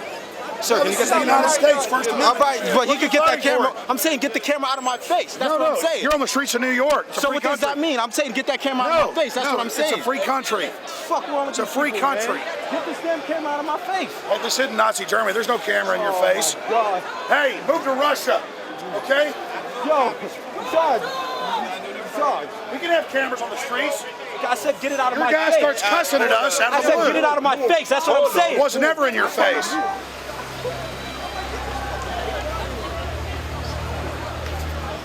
Yo. Long before 9/11, the Pentagon was aggressively violating the federal law that bars the military from policing the American people. Coast to coast, for more than 2 decades, teams of troops would just appear out of nowhere and randomly stop cars and search pedestrians.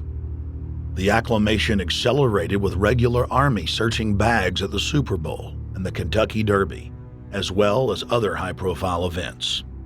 Then President Bush signed a Defense Authorization Act, which radically increased the funding for the already bloated shadow government. In the act, the executive branch formally announced that it was preparing for domestic insurrection and went on to preemptively strip the state governors and legislatures of their powers.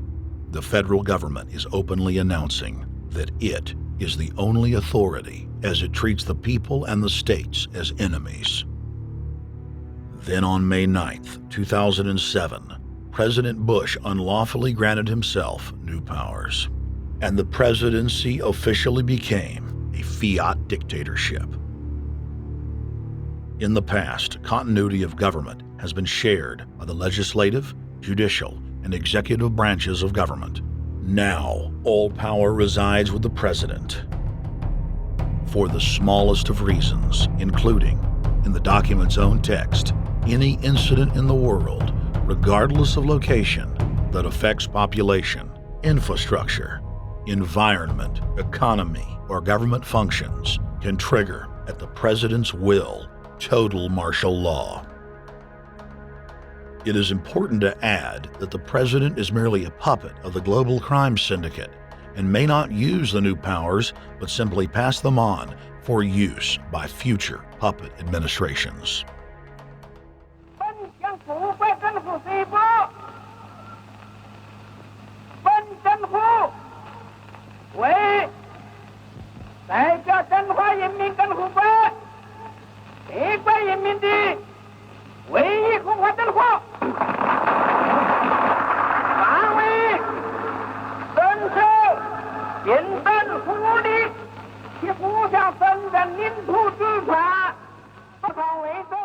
Приобретена эта победа. Не забывайте принесенных вами жертв. You must teach people to love their leader. This is the only most important.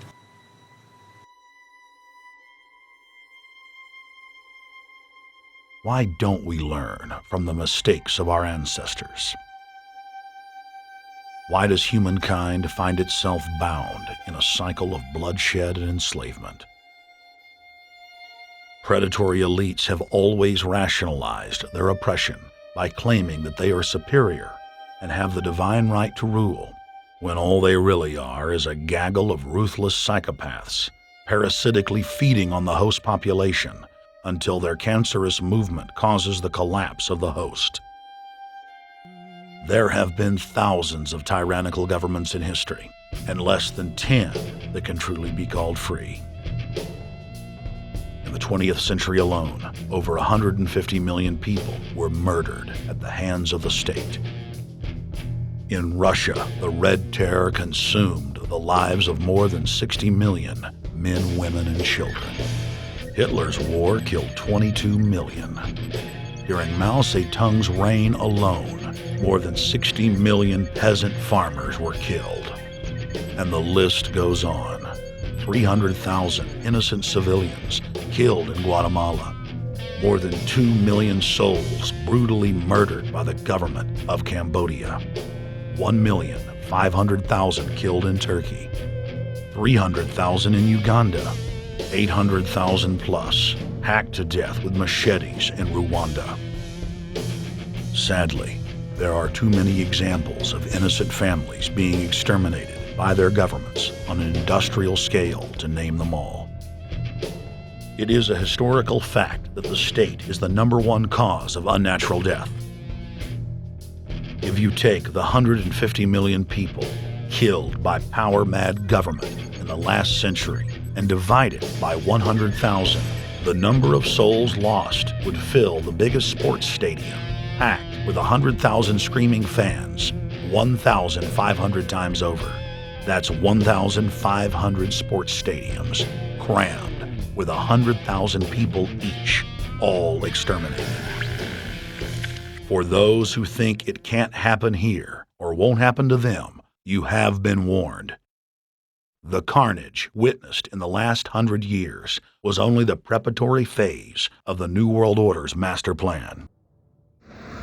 稍有常识的人都会看出，如果我们的铁骑继续前进，这个螳臂挡车的歹徒难道能够阻挡得了吗？ Hitler and Stalin's crimes are now part of history. But the communist Chinese system of evil is not content with racking up the highest death toll in history.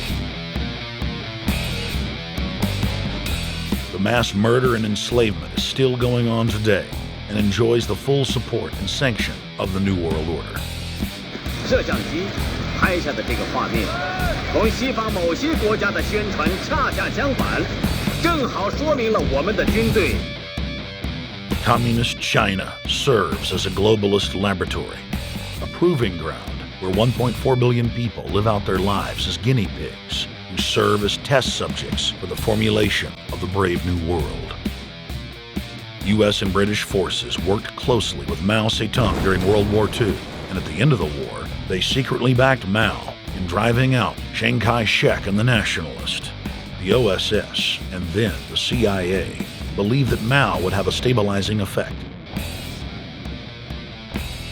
Bill Clinton's mentor and Georgetown University political science professor Carroll Quigley explained in his book, Tragedy and Hope, how the Anglo-American Roundtable groups backed every brand of authoritarianism, from communism to fascism, to ensure that a centralized government dominates the population and the economy as planned.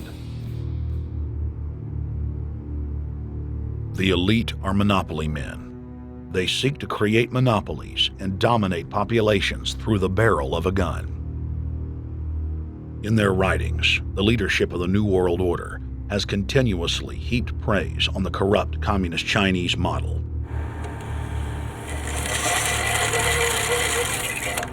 In August of 1973, in an article written by David Rockefeller for the New York Times, Rockefeller openly lauds and endorses Mao Zedong's actions, while celebrating their command and control system. Whatever the price of the Chinese Revolution, it has obviously succeeded not only in producing more efficient and dedicated administration, but also in fostering high morale and community of purpose. The social experiment in China under Chairman Mao's leadership is one of the most important and successful in history. David Rockefeller, New York Times, August 10, 1973. Communist China is the model planned society for the New World Order. China has received more United Nations awards for its policies and form of governance than any other nation. In the eyes of globalist planners, authoritarian China is the future. China adopted the dreaded one-child policy due to lobbying from a consortium of eugenics organizations, which includes Planned Parenthood and the United Nations. Couples that have more than one child face heavy fines and imprisonment. The practice of forced abortion in China, coupled with the cultural desire to have a male child, has plunged China into a deepening crisis where there are 30 million more men than women. The Chinese police state ruthlessly crushes all forms of dissent. Underground churches, Falun Gong practitioners, striking factory workers are all sent to forced labor camps. Their blood and tissue types are cataloged in preparation for organ harvesting. The Chinese government then sells the prisoners' organs to the highest bidder on the world market.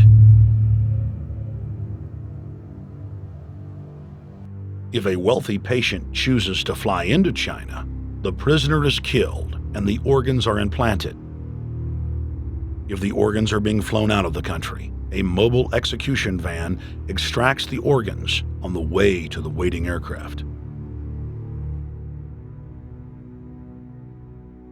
The social engineers of China aggressively euthanize the elderly and disabled. China is merely following the globalist blueprint for the world. The same system of total dehumanization is quietly being phased in worldwide. Depopulation should be the highest priority of foreign policy towards the Third World. Henry Kissinger, 1974.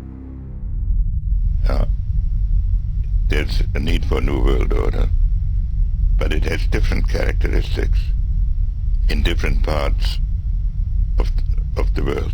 Now, none of this may succeed this time, but this to me is sort of the outline by which someday, in the next few years, a solution will emerge. Where does this mindset come from? Why do the elites kill the largest masses of people when no one is resisting them, when they've already attained total control? What ideology drives the elite psychopath? Since Plato's time 2,400 years ago, state planners have openly proclaimed their desire to control every detail of the commoner's life. From breeding programs to mass extermination of undesirables, the dark dream has continued on for millennia.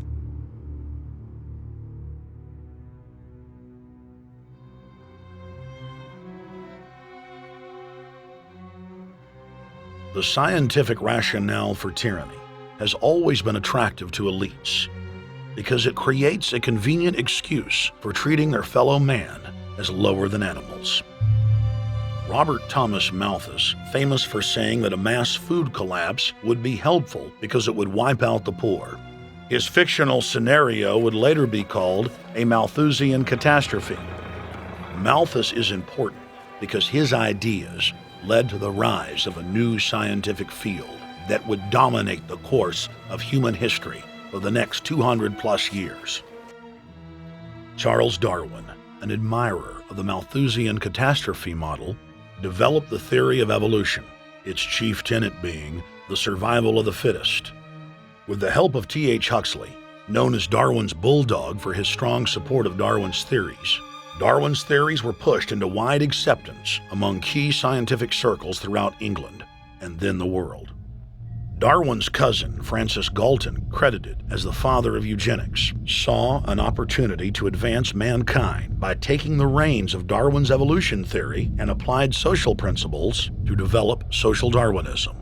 The families Darwin, Galton, Huxley, and Wedgwood were so obsessed with their new social design theory that they pledged their families would only breed with each other.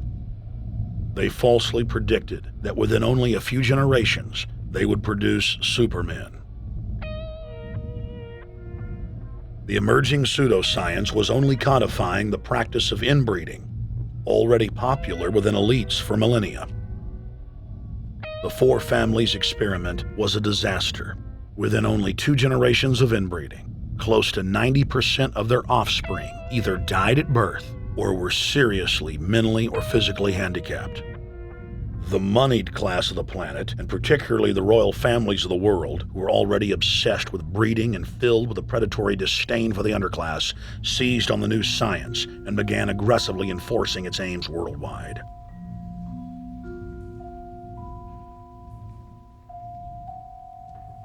Biometrics appears to be a new science, but it was actually developed by Galton back in the 1870s as a way to track racial traits and genetic histories, and as a way to decide who would be licensed to breed. In 1904, the Cold Springs Harbor Research Facility was started in the United States by eugenicist Charles Davenport with the funding of prominent robber barons Carnegie, Rockefeller, and Harriman.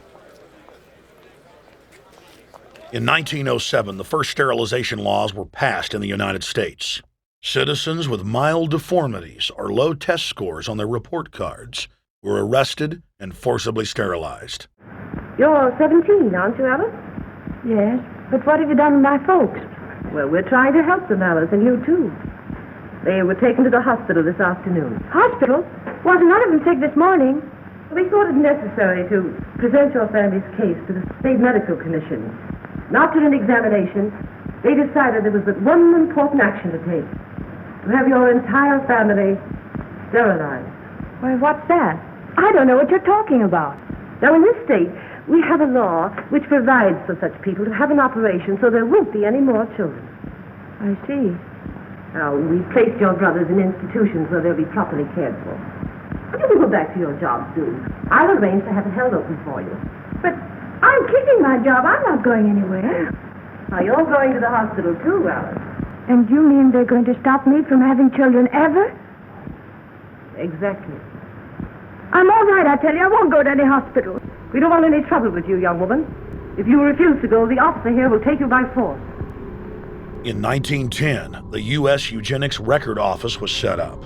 By then, the British had created the first network of social workers, expressly to serve as spies and enforcers of the eugenics race cult that was rapidly taking control of Western society. The social workers would decide who would have their children taken away, who would be sterilized, and in some cases, who would be quietly murdered.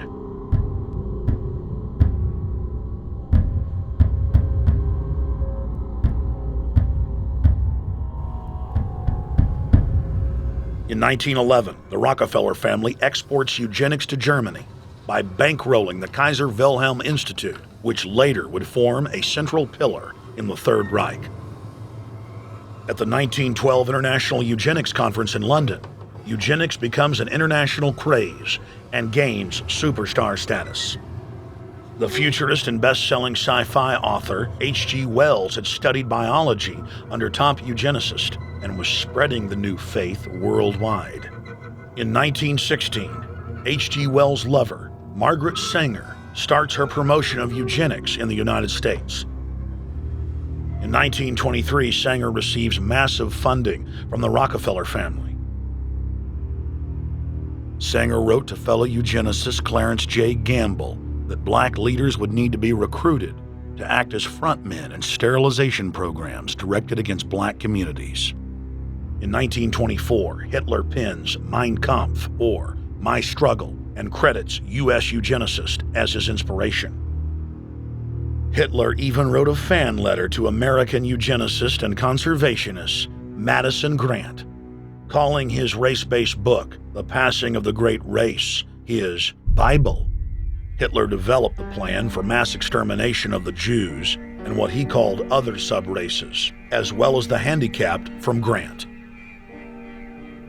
By 1927, eugenics hit the mainstream. The so-called science was aggressively pushed through contests at schools, churches, and at state fairs. Churches competed in contests with big cash prizes to see who could best implement eugenics into their sermons. Major denominations then tell Americans that Jesus is for eugenics.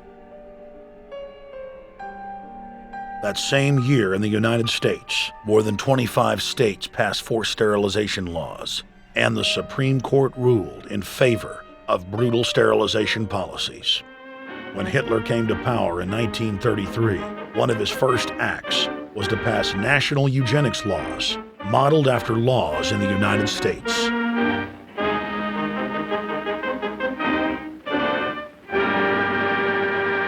The 1934 film Tomorrow's Children brought the eugenics agenda to the silver screen in the United States.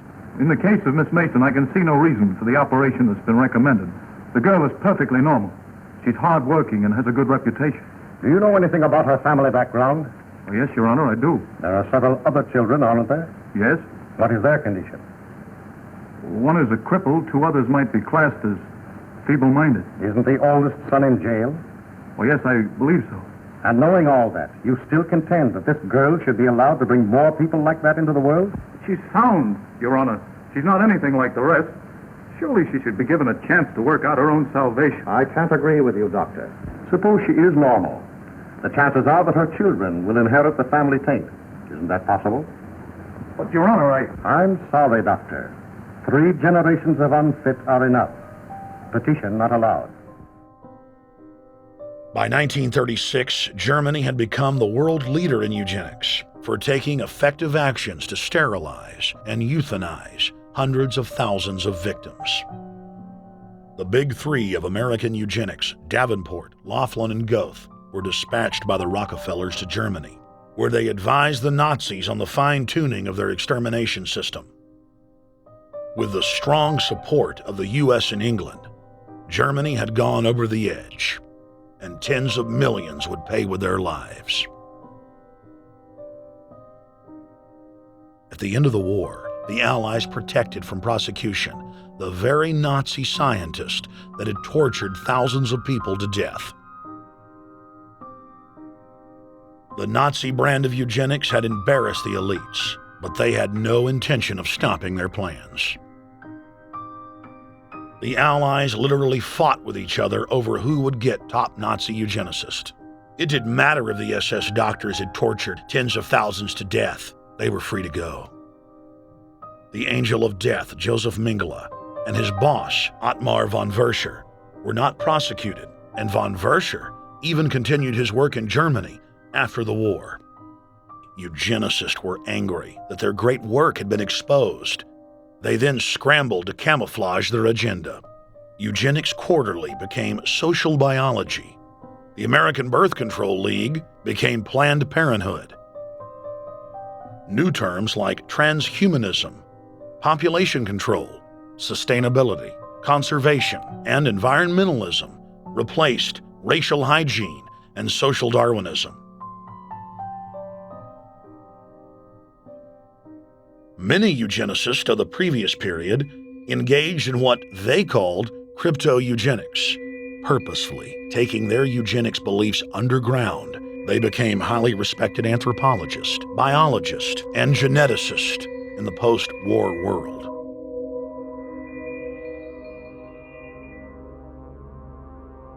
The Allies then smuggled thousands of Nazi scientists out of Germany and placed them in key scientific positions, ranging from bioweapons to rocketry throughout the military-industrial complex.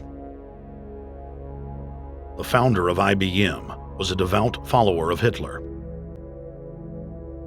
Thomas J. Watson had supplied his punch card computers and IBM technicians to the Nazis for use in the death camps.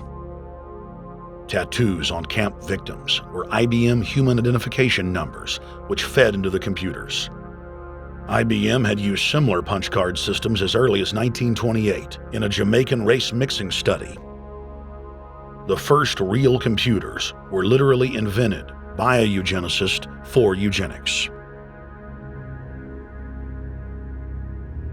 UN chieftain and unrepentant eugenicist Julian Huxley argued that since the leaders of eugenics had founded the environmental and conservation movements, that they should be used as vehicles in the formation of a world government.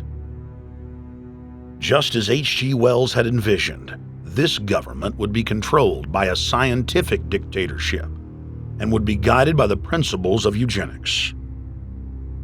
Huxley created the World Wildlife Fund with Bilderberg founder and former SS officer Prince Bernhard of the Netherlands and Prince Philip of England. In the event that I am reincarnated, I would like to return as a deadly virus in order to contribute something to solve overpopulation. Prince Philip, reported by Deutsche Presse-Agentur DPA, August 1988. Aldous Huxley, author of Brave New World and brother of Julian Huxley, gave a speech at Berkeley in 1962, shortly before his death. He admitted that his best-selling book, Brave New World, written in 1932, was based not on fiction, but on what the elite were actually planning to implement.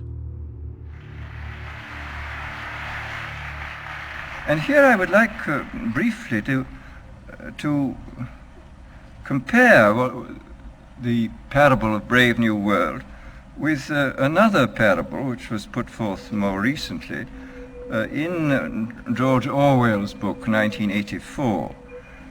I'm inclined to think that the scientific dictatorships of the future, and I think there are going to be scientific dictatorships in many parts of the world, will be probably a good deal nearer to the Brave New World pattern than to the 1984 pattern. They will be a good deal nearer, not because of any humanitarian qualms in the scientific dictators, but simply because the Brave New World pattern is probably a good deal more efficient than the other. That if you can get people to consent to the state of affairs in which they are living, the state of servitude, the state of being, well, it seems to me that the nature of the ultimate revolution with which we are now faced is precisely this, that we are in process of developing a whole series of techniques which will enable the controlling oligarchy, who have always existed and presumably always will exist, to get people actually to love their servitude. People can be made to enjoy a state of affairs which, by any decent standard, they ought not to enjoy.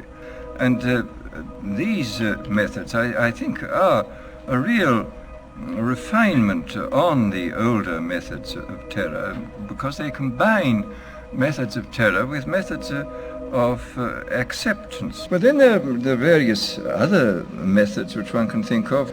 There is, for example, the pharmacological method. This was one of the things I talked about in Brave New World. And the result would be that I mean, you can imagine a euphoric which would make people thoroughly happy even in the most abominable circumstances. I mean, these things are possible.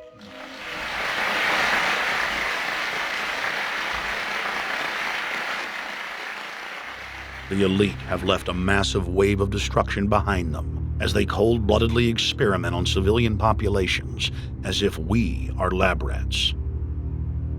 A string of congressional investigations has uncovered more than 20,000 secret tests that were carried out against the American people between 1910 and 2000.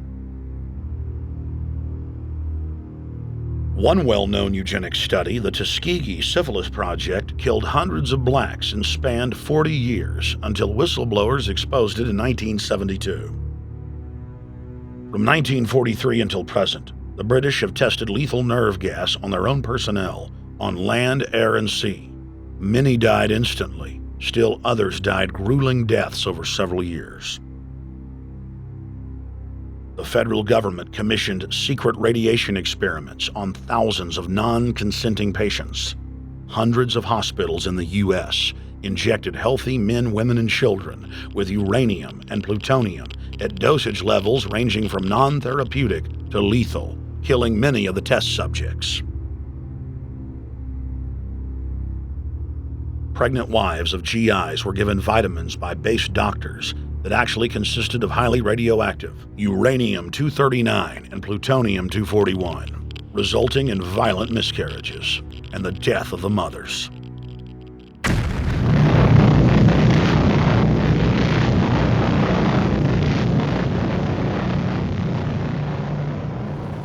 Soldiers, sailors, and Marines were used as guinea pigs in hundreds of atomic and hydrogen bomb tests. Patriotic Americans were radiated side by side with lab animals.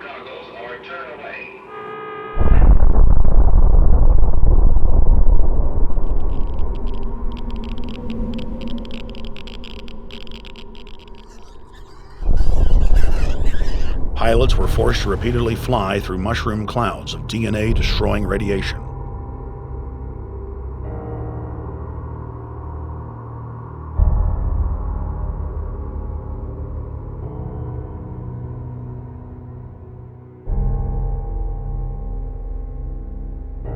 From 1951 to 1961, the U.S. Army paid Israel's health ministry 3 million lira to conduct radiation testing on Sephardic children that immigrated to Israel. The government-run public schools would tell the children that they were going to get a medical checkup and that they were receiving an X-ray.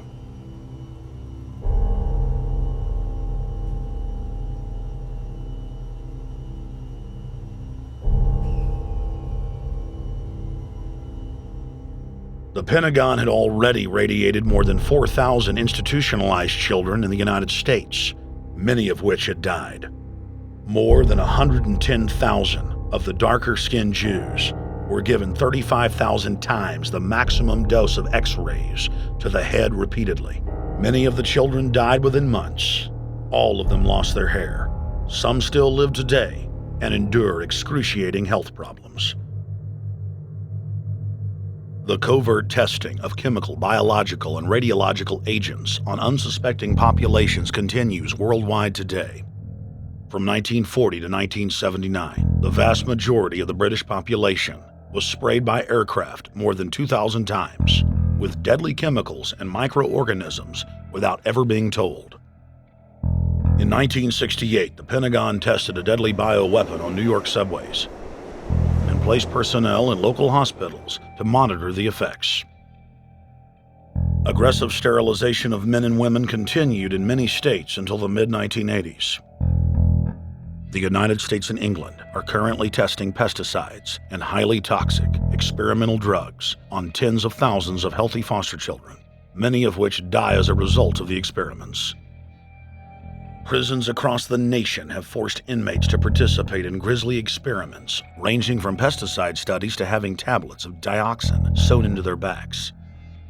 Gradually, by selective breeding, the congenital differences between rulers and ruled will increase until they become almost different species. a revolt of the plebs would become as unthinkable as an organized insurrection of sheep against the practice of eating mutton. Bertrand Russell. H.G. Wells, Aldous Huxley, Bertrand Russell, and hundreds of other eugenicists constantly bragged about how the establishment believed themselves to be a separate, more advanced species than the common man. Top eugenicists were bold enough to admit that their real goal was not improving the heredity of the commoner, but to further dumb them down so that they could be more manageable. Nobel Prize winner Russell wrote at length about how vaccinations filled with mercury and other brain-damaging compounds would induce partial chemical lobotomies and develop a servile zombie population. Diet, injections, and injunctions will combine from a very early age to produce the sort of character and the sort of beliefs that the authorities consider desirable, and any serious criticism of the powers that be will become psychologically impossible. Bertrand Russell. Over 100 years ago, eugenicist social planners said that they'd use mind-altering drugs to control the population. By 2007, more than 20% of the U.S. population were on some type of prescription antidepressant. But in the case of foster children, a sector where the state has total control, at least 2/3 are forced to take a cocktail made up of, on average, 7 psychotropic drugs. Chairman of the Texas Society of Psychiatric Physicians, Joe Burkett, testified before the State House Select Committee hearing on psychotropic drugs in foster care and shocked the public when he said that 2/3 of foster children in Texas had been placed on psychiatric drugs because they were very, very sick from a bad gene pool. A lot of these kids come from bad gene pools. They don't have stable parents making good decisions. Besides the gene pools, they've then been traumatized by abuse, neglect, and problems, and then they've been traumatized by separation, and all those things predispose to mental illness. The Western world is now implementing eugenics pre-crime policies. Fetuses are now being pre-screened according to family histories of crime. From Portland, Oregon to London, England, Child Protective Services are enrolling newborn children into criminal databases at birth and forcing them to attend probation hearings at age 2. The overlords of scientific dictatorship are ruthlessly prosecuting a war on our most defenseless. In December of 1974, the U.S. government made third world population reduction a central national security issue. The operation plan, titled National Security Study Memorandum 200, was simply a regurgitation of the British Commission on Population created by King George VI of England in 1944. Which openly stated that populous third world nations posed a threat to the international elite's monopoly of global power. The Kissinger-authored U.S. plan targeted 13 key countries where massive population reduction was called for. Kissinger recommended that IMF and World Bank loans be given on condition that nations initiate aggressive population control programs, such as sterilization. Kissinger also recommended that food be used as a weapon, and that instigating wars was also a helpful tool in reducing population. In 1972, the Nixon White House also implemented a eugenics policy which was directed by George Herbert Walker Bush, then United States Ambassador to the United Nations. Bush advised China on the formulation of their one-child policy and directed the federal government to forcibly sterilize more than 40% of Native American women on reservations. The Bilderberg-dominated Club of Rome advocated environmentalism as the best front to implement population reduction. Western populations would accept serfdom if it was packaged as saving the earth.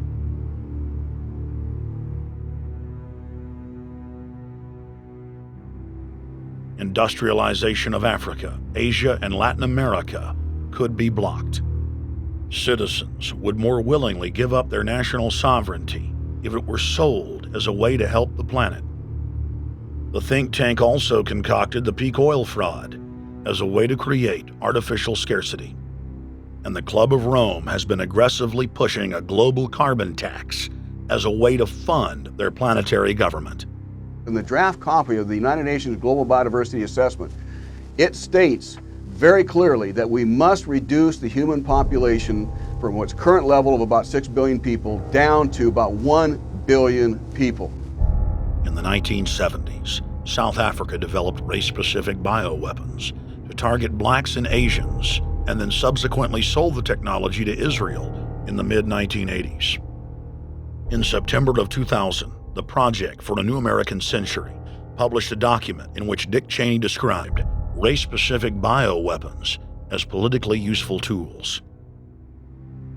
And somebody mentioned, well, why would they want to reduce the human population when that means less money for them?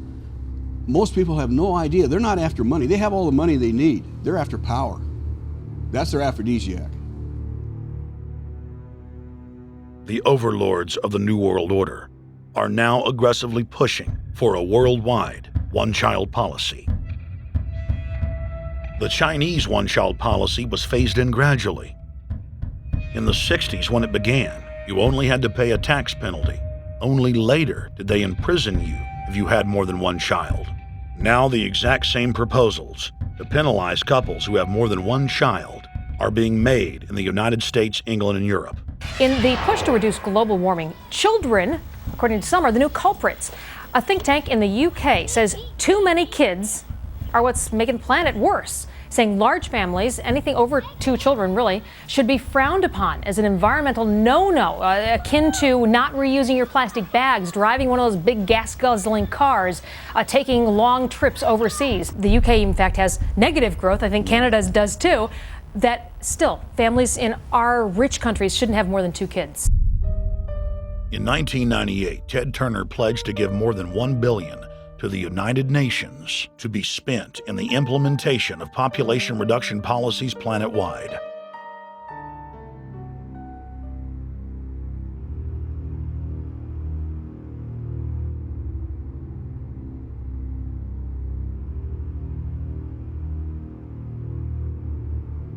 In 1999, the Bill and Melinda Gates Foundation gave $2.2 billion to Planned Parenthood, the United Nations Population Fund, and other population reduction groups. By 2007, the Gates had given more than $30 billion, almost exclusively to population control groups. The controlled corporate press cynically reported that the Gates were giving the money to help third world children. Bill and Melinda Gates were dethroned as the world's most generous philanthropists when their friend and fellow population reduction enthusiast, Warren Buffett, gave $37 billion to fund an army of population control groups. And I actually think the world will be much better when there's only 10 or 20% of us left. Dr. Eric Pianka. Prominent University of Texas biologist Dr. Eric Pianka, while receiving an award from the Texas Academy of Science, said that the worldwide AIDS pandemic was, quote, no good, it's too slow, and went on to laud the virtues of Ebola because it would kill 90% of the world population quickly. When his statements erupted into a national controversy, his graduate students defended him, stating that Pianka was too conservative and that all humans should be killed. But most frightening was the fact that in a crowd of over 1,000 prominent scientists, local newspapers reported that 95% of those in attendance gave Pianka sustained standing ovations every time he extolled the virtues of mass-culling microbes and man's destruction.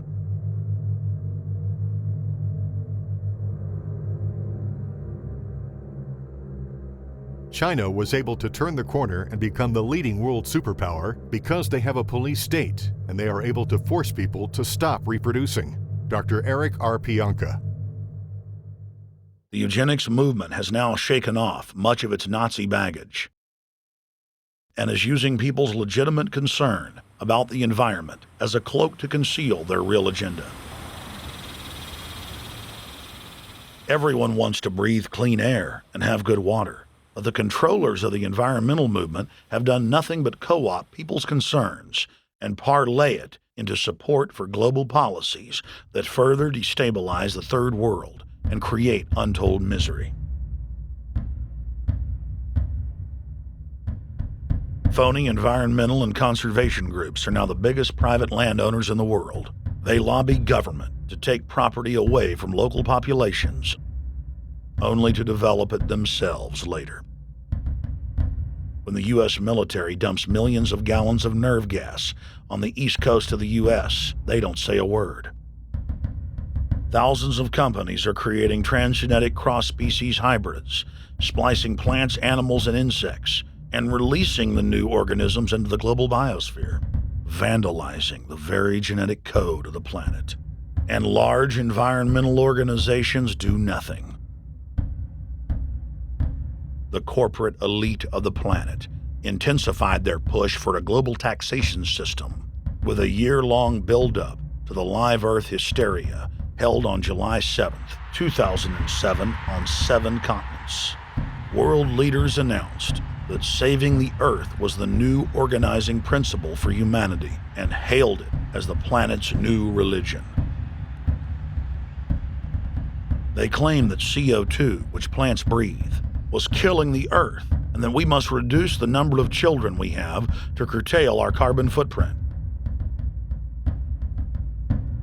Countries across the world marked the day by passing new carbon tax schemes and raising taxes on gasoline, natural gas, and electricity. It is a scientific fact that the sun is the main driver of planetary climate, and the measurements are clear. The sun is becoming hotter, brighter.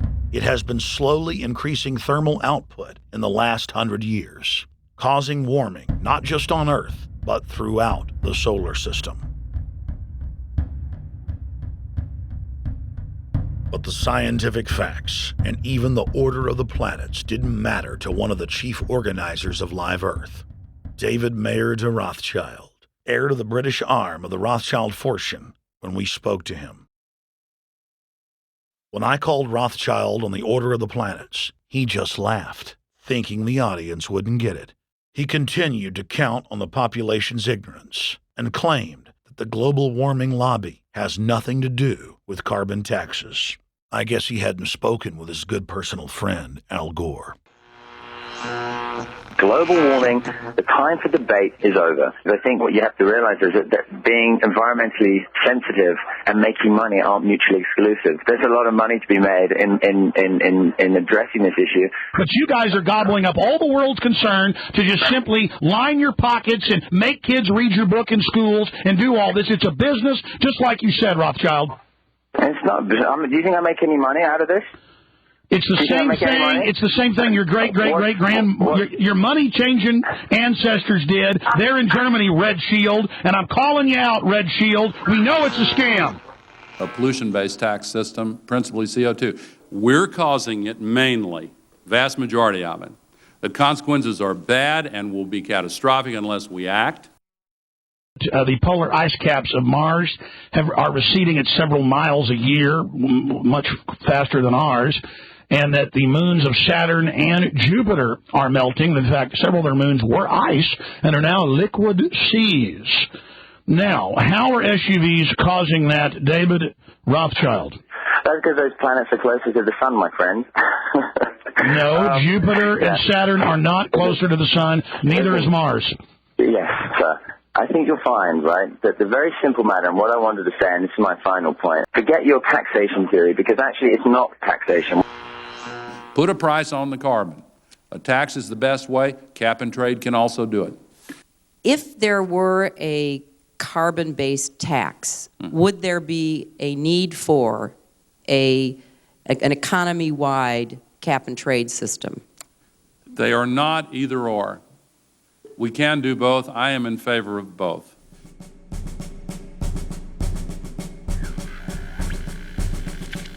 The architects of the New World Order are in a race to complete the structure of world government so they can suppress the independent development of technologies that threaten their monopoly of power, while at the same time steering new developments in the direction the architects chart for humanity. The technocrats call their governing system the final revolution because in the past, empires were enforced militarily. Now enforcement is primarily psychological and economic, and society itself is a construct of the elite who operate outside the controlled paradigm and control the civilization within, just as a child maintains the environment of a fish tank. We are like lab rats, living out our entire existence, never questioning the confines of the cage or the scientists who experiment on us. New World Order engineers have hijacked human destiny. Its controllers have closely studied human behavior for more than 100 years and are now steering us with expert control, using our primitive drives and desires as levers. They have developed their mind control systems to the point of being able to control the average unconscious person like a car.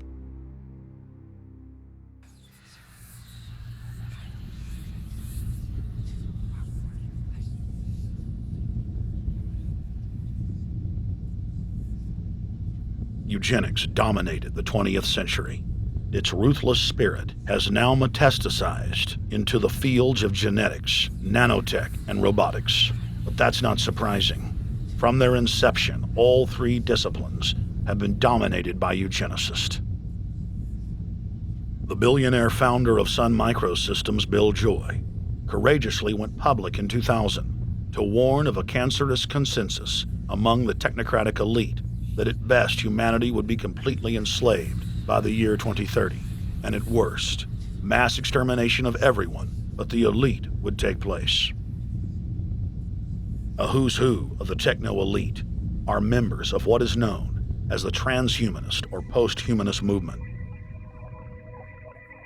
Many of its adherents see only the beneficial aspects of technology's exponential rise, like bringing sight to the blind, sound to the deaf, and longer life for all. But what many of them don't know is that master eugenicist Julian Huxley founded transhumanism, and that society's controllers openly admit that the new system is designed to progress into absolute tyranny.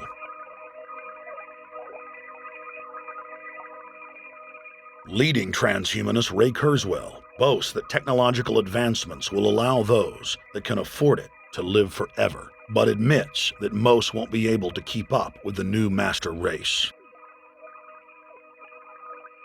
The drive for world government is now all about who will control and have access to radical life extension systems. Biological evolution is too slow for the human species. Over the next few decades, it's going to be left in the dust. Transhumanists believe that they will attain the fountain of youth by merging with technology. Now, it may be within their reach. Decades ago, transhumanists said that if you did not accept augmentation or enhancements, you would no longer be able to get jobs. And now it's happening today. The elite who occupy the commanding heights of digital reality are suicidal nihilists. Suicidal nihilists know that there is no longer any substantive purpose to their willing, but they would always prefer to go on willing than not to act at all. They can very happily ally themselves with the notion of nuclear holocaust or perfect exterminism. Technology has become so powerful in its capacity for destruction that free humanity cannot afford to let psychopathic technocrats with delusions of grandeur repeat the mistakes of their forebears, because it is highly probable that this time they may destroy everything, including themselves in their mad rush for godhood.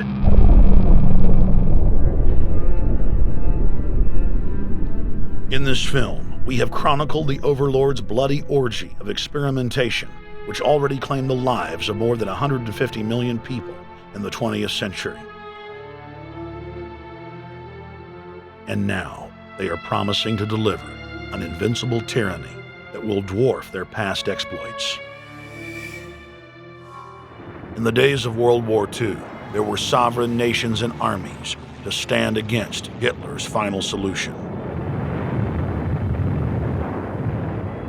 Once world government is in place, no one will be able to stop the New World Order's plans for global population reduction. For those immune to psychological programming, hundreds of FEMA camps have already been built throughout the United States. In their quest for population reduction, no method is off the table. These dark builders intend to release a string of man-made bioweapons plagues, each one worse than the last, while at the same time expanding the police state to enforce an orderly extermination of the population, all in the name of fighting invisible terrorists. And the Georgia Guidestones stand today as a cold testament to the elite's sacred mission. To have a two-class system where the underclass are forced to live as slaves in tiny enclosed cities, while the elite enjoy the land of the earth, evolve into superhumans with the aid of advanced implantable technologies, live eternal lives, and travel throughout the cosmos. This is the promise given to the inner members of the New World Order and the agenda of the Bilderberg Group.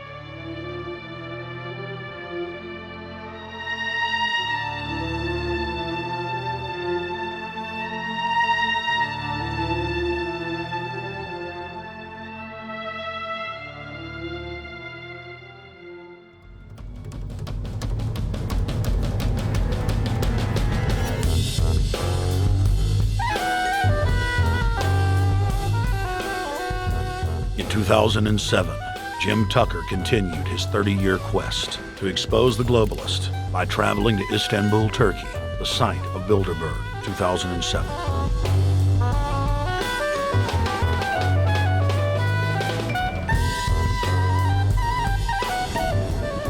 Jim Tucker, thank you for coming on, my friend. It's always fun. Jim, tell us what you saw today when you were out at the Ritz Hotel. We were at the Ritz-Carlton. It looked like a typical Bilderberg scenario. They had the armed guards all around the place. They had platoons of cops in formation waiting for the disbursement. They also had cops all the way around the building, and they had all those high-tech things where every member can hear whatever's spoken in any language, instantly translate into his own language so they can keep up with it.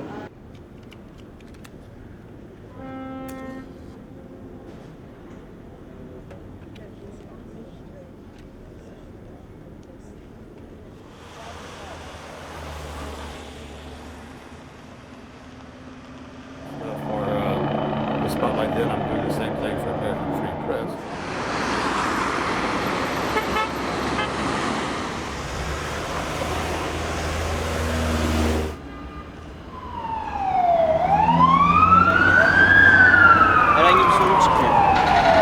Hey, is the hotel open? Şimdiki İngilizce bilen var mı? Ben bilmediğim için. Let's just ask him directly.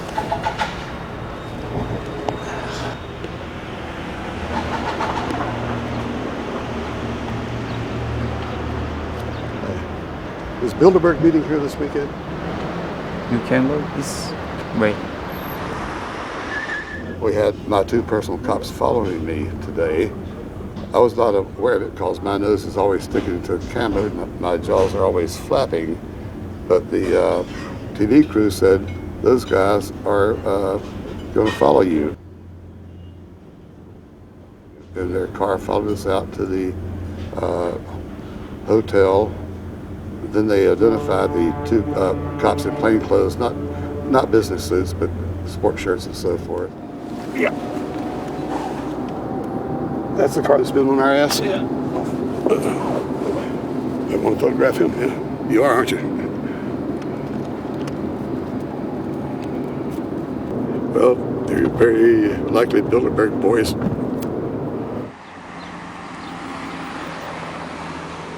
John Elkin, owner of Fiat and a fellow Bilderberger, thought that they could take a stroll off the grounds without being noticed by the commoners. I was thinking about that.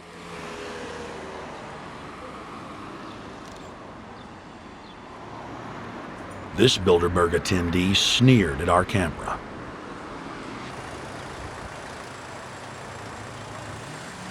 This carload of kingpins gave the media a murderous look and seemed shocked that they would dare point a camera in their direction.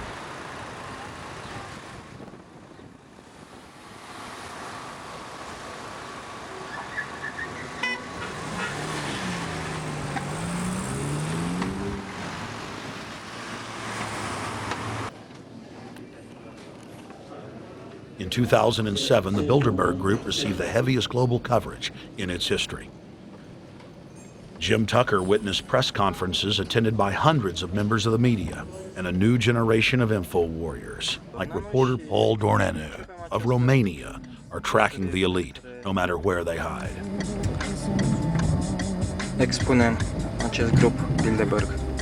Now, Jim, my governor, Rick Perry, it's in the front of the Dallas Morning News. The headline reads, Texas Governor Rick Perry to attend Bilderberg. What does it mean to have the governor of Texas in the Dallas Morning News just admitting he's going to Bilderberg Group? It means he's a potential president, even as the obscure governor of Arkansas, Bill Clinton, lost his virginity at the Bilderberg meeting in Baden-Baden, Germany in 1991, and he's elected president the following year. Now, if he goes nowhere in a run for the White House in the years ahead, they'll drop him like an old shoe. They do that often, but officially, Bilderberg considers Governor Rick Perry a potential president of the United States. Yes, it's a violation of the Logan Act, for which Bill Clinton's White House was fined $300,000, which means the taxpayers paid it. When Perry returned to Texas from Istanbul, we were determined to hold him accountable for his treasonous actions.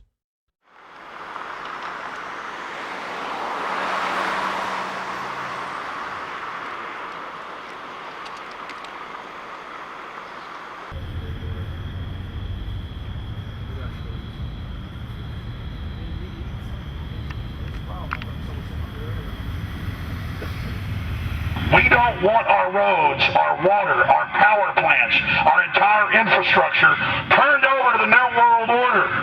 And we tell you now the people are rising up and learning what you're doing, and they're angry. And they're tired of it. Stop enslaving us. Stop setting up tyranny. Stop going along with the New World Order plan if you've got any soul left, Rick Perry. The First Amendment still exists, Perry, and we're back here again tonight telling you we're not going to put up with it. Long live the Republic. We shall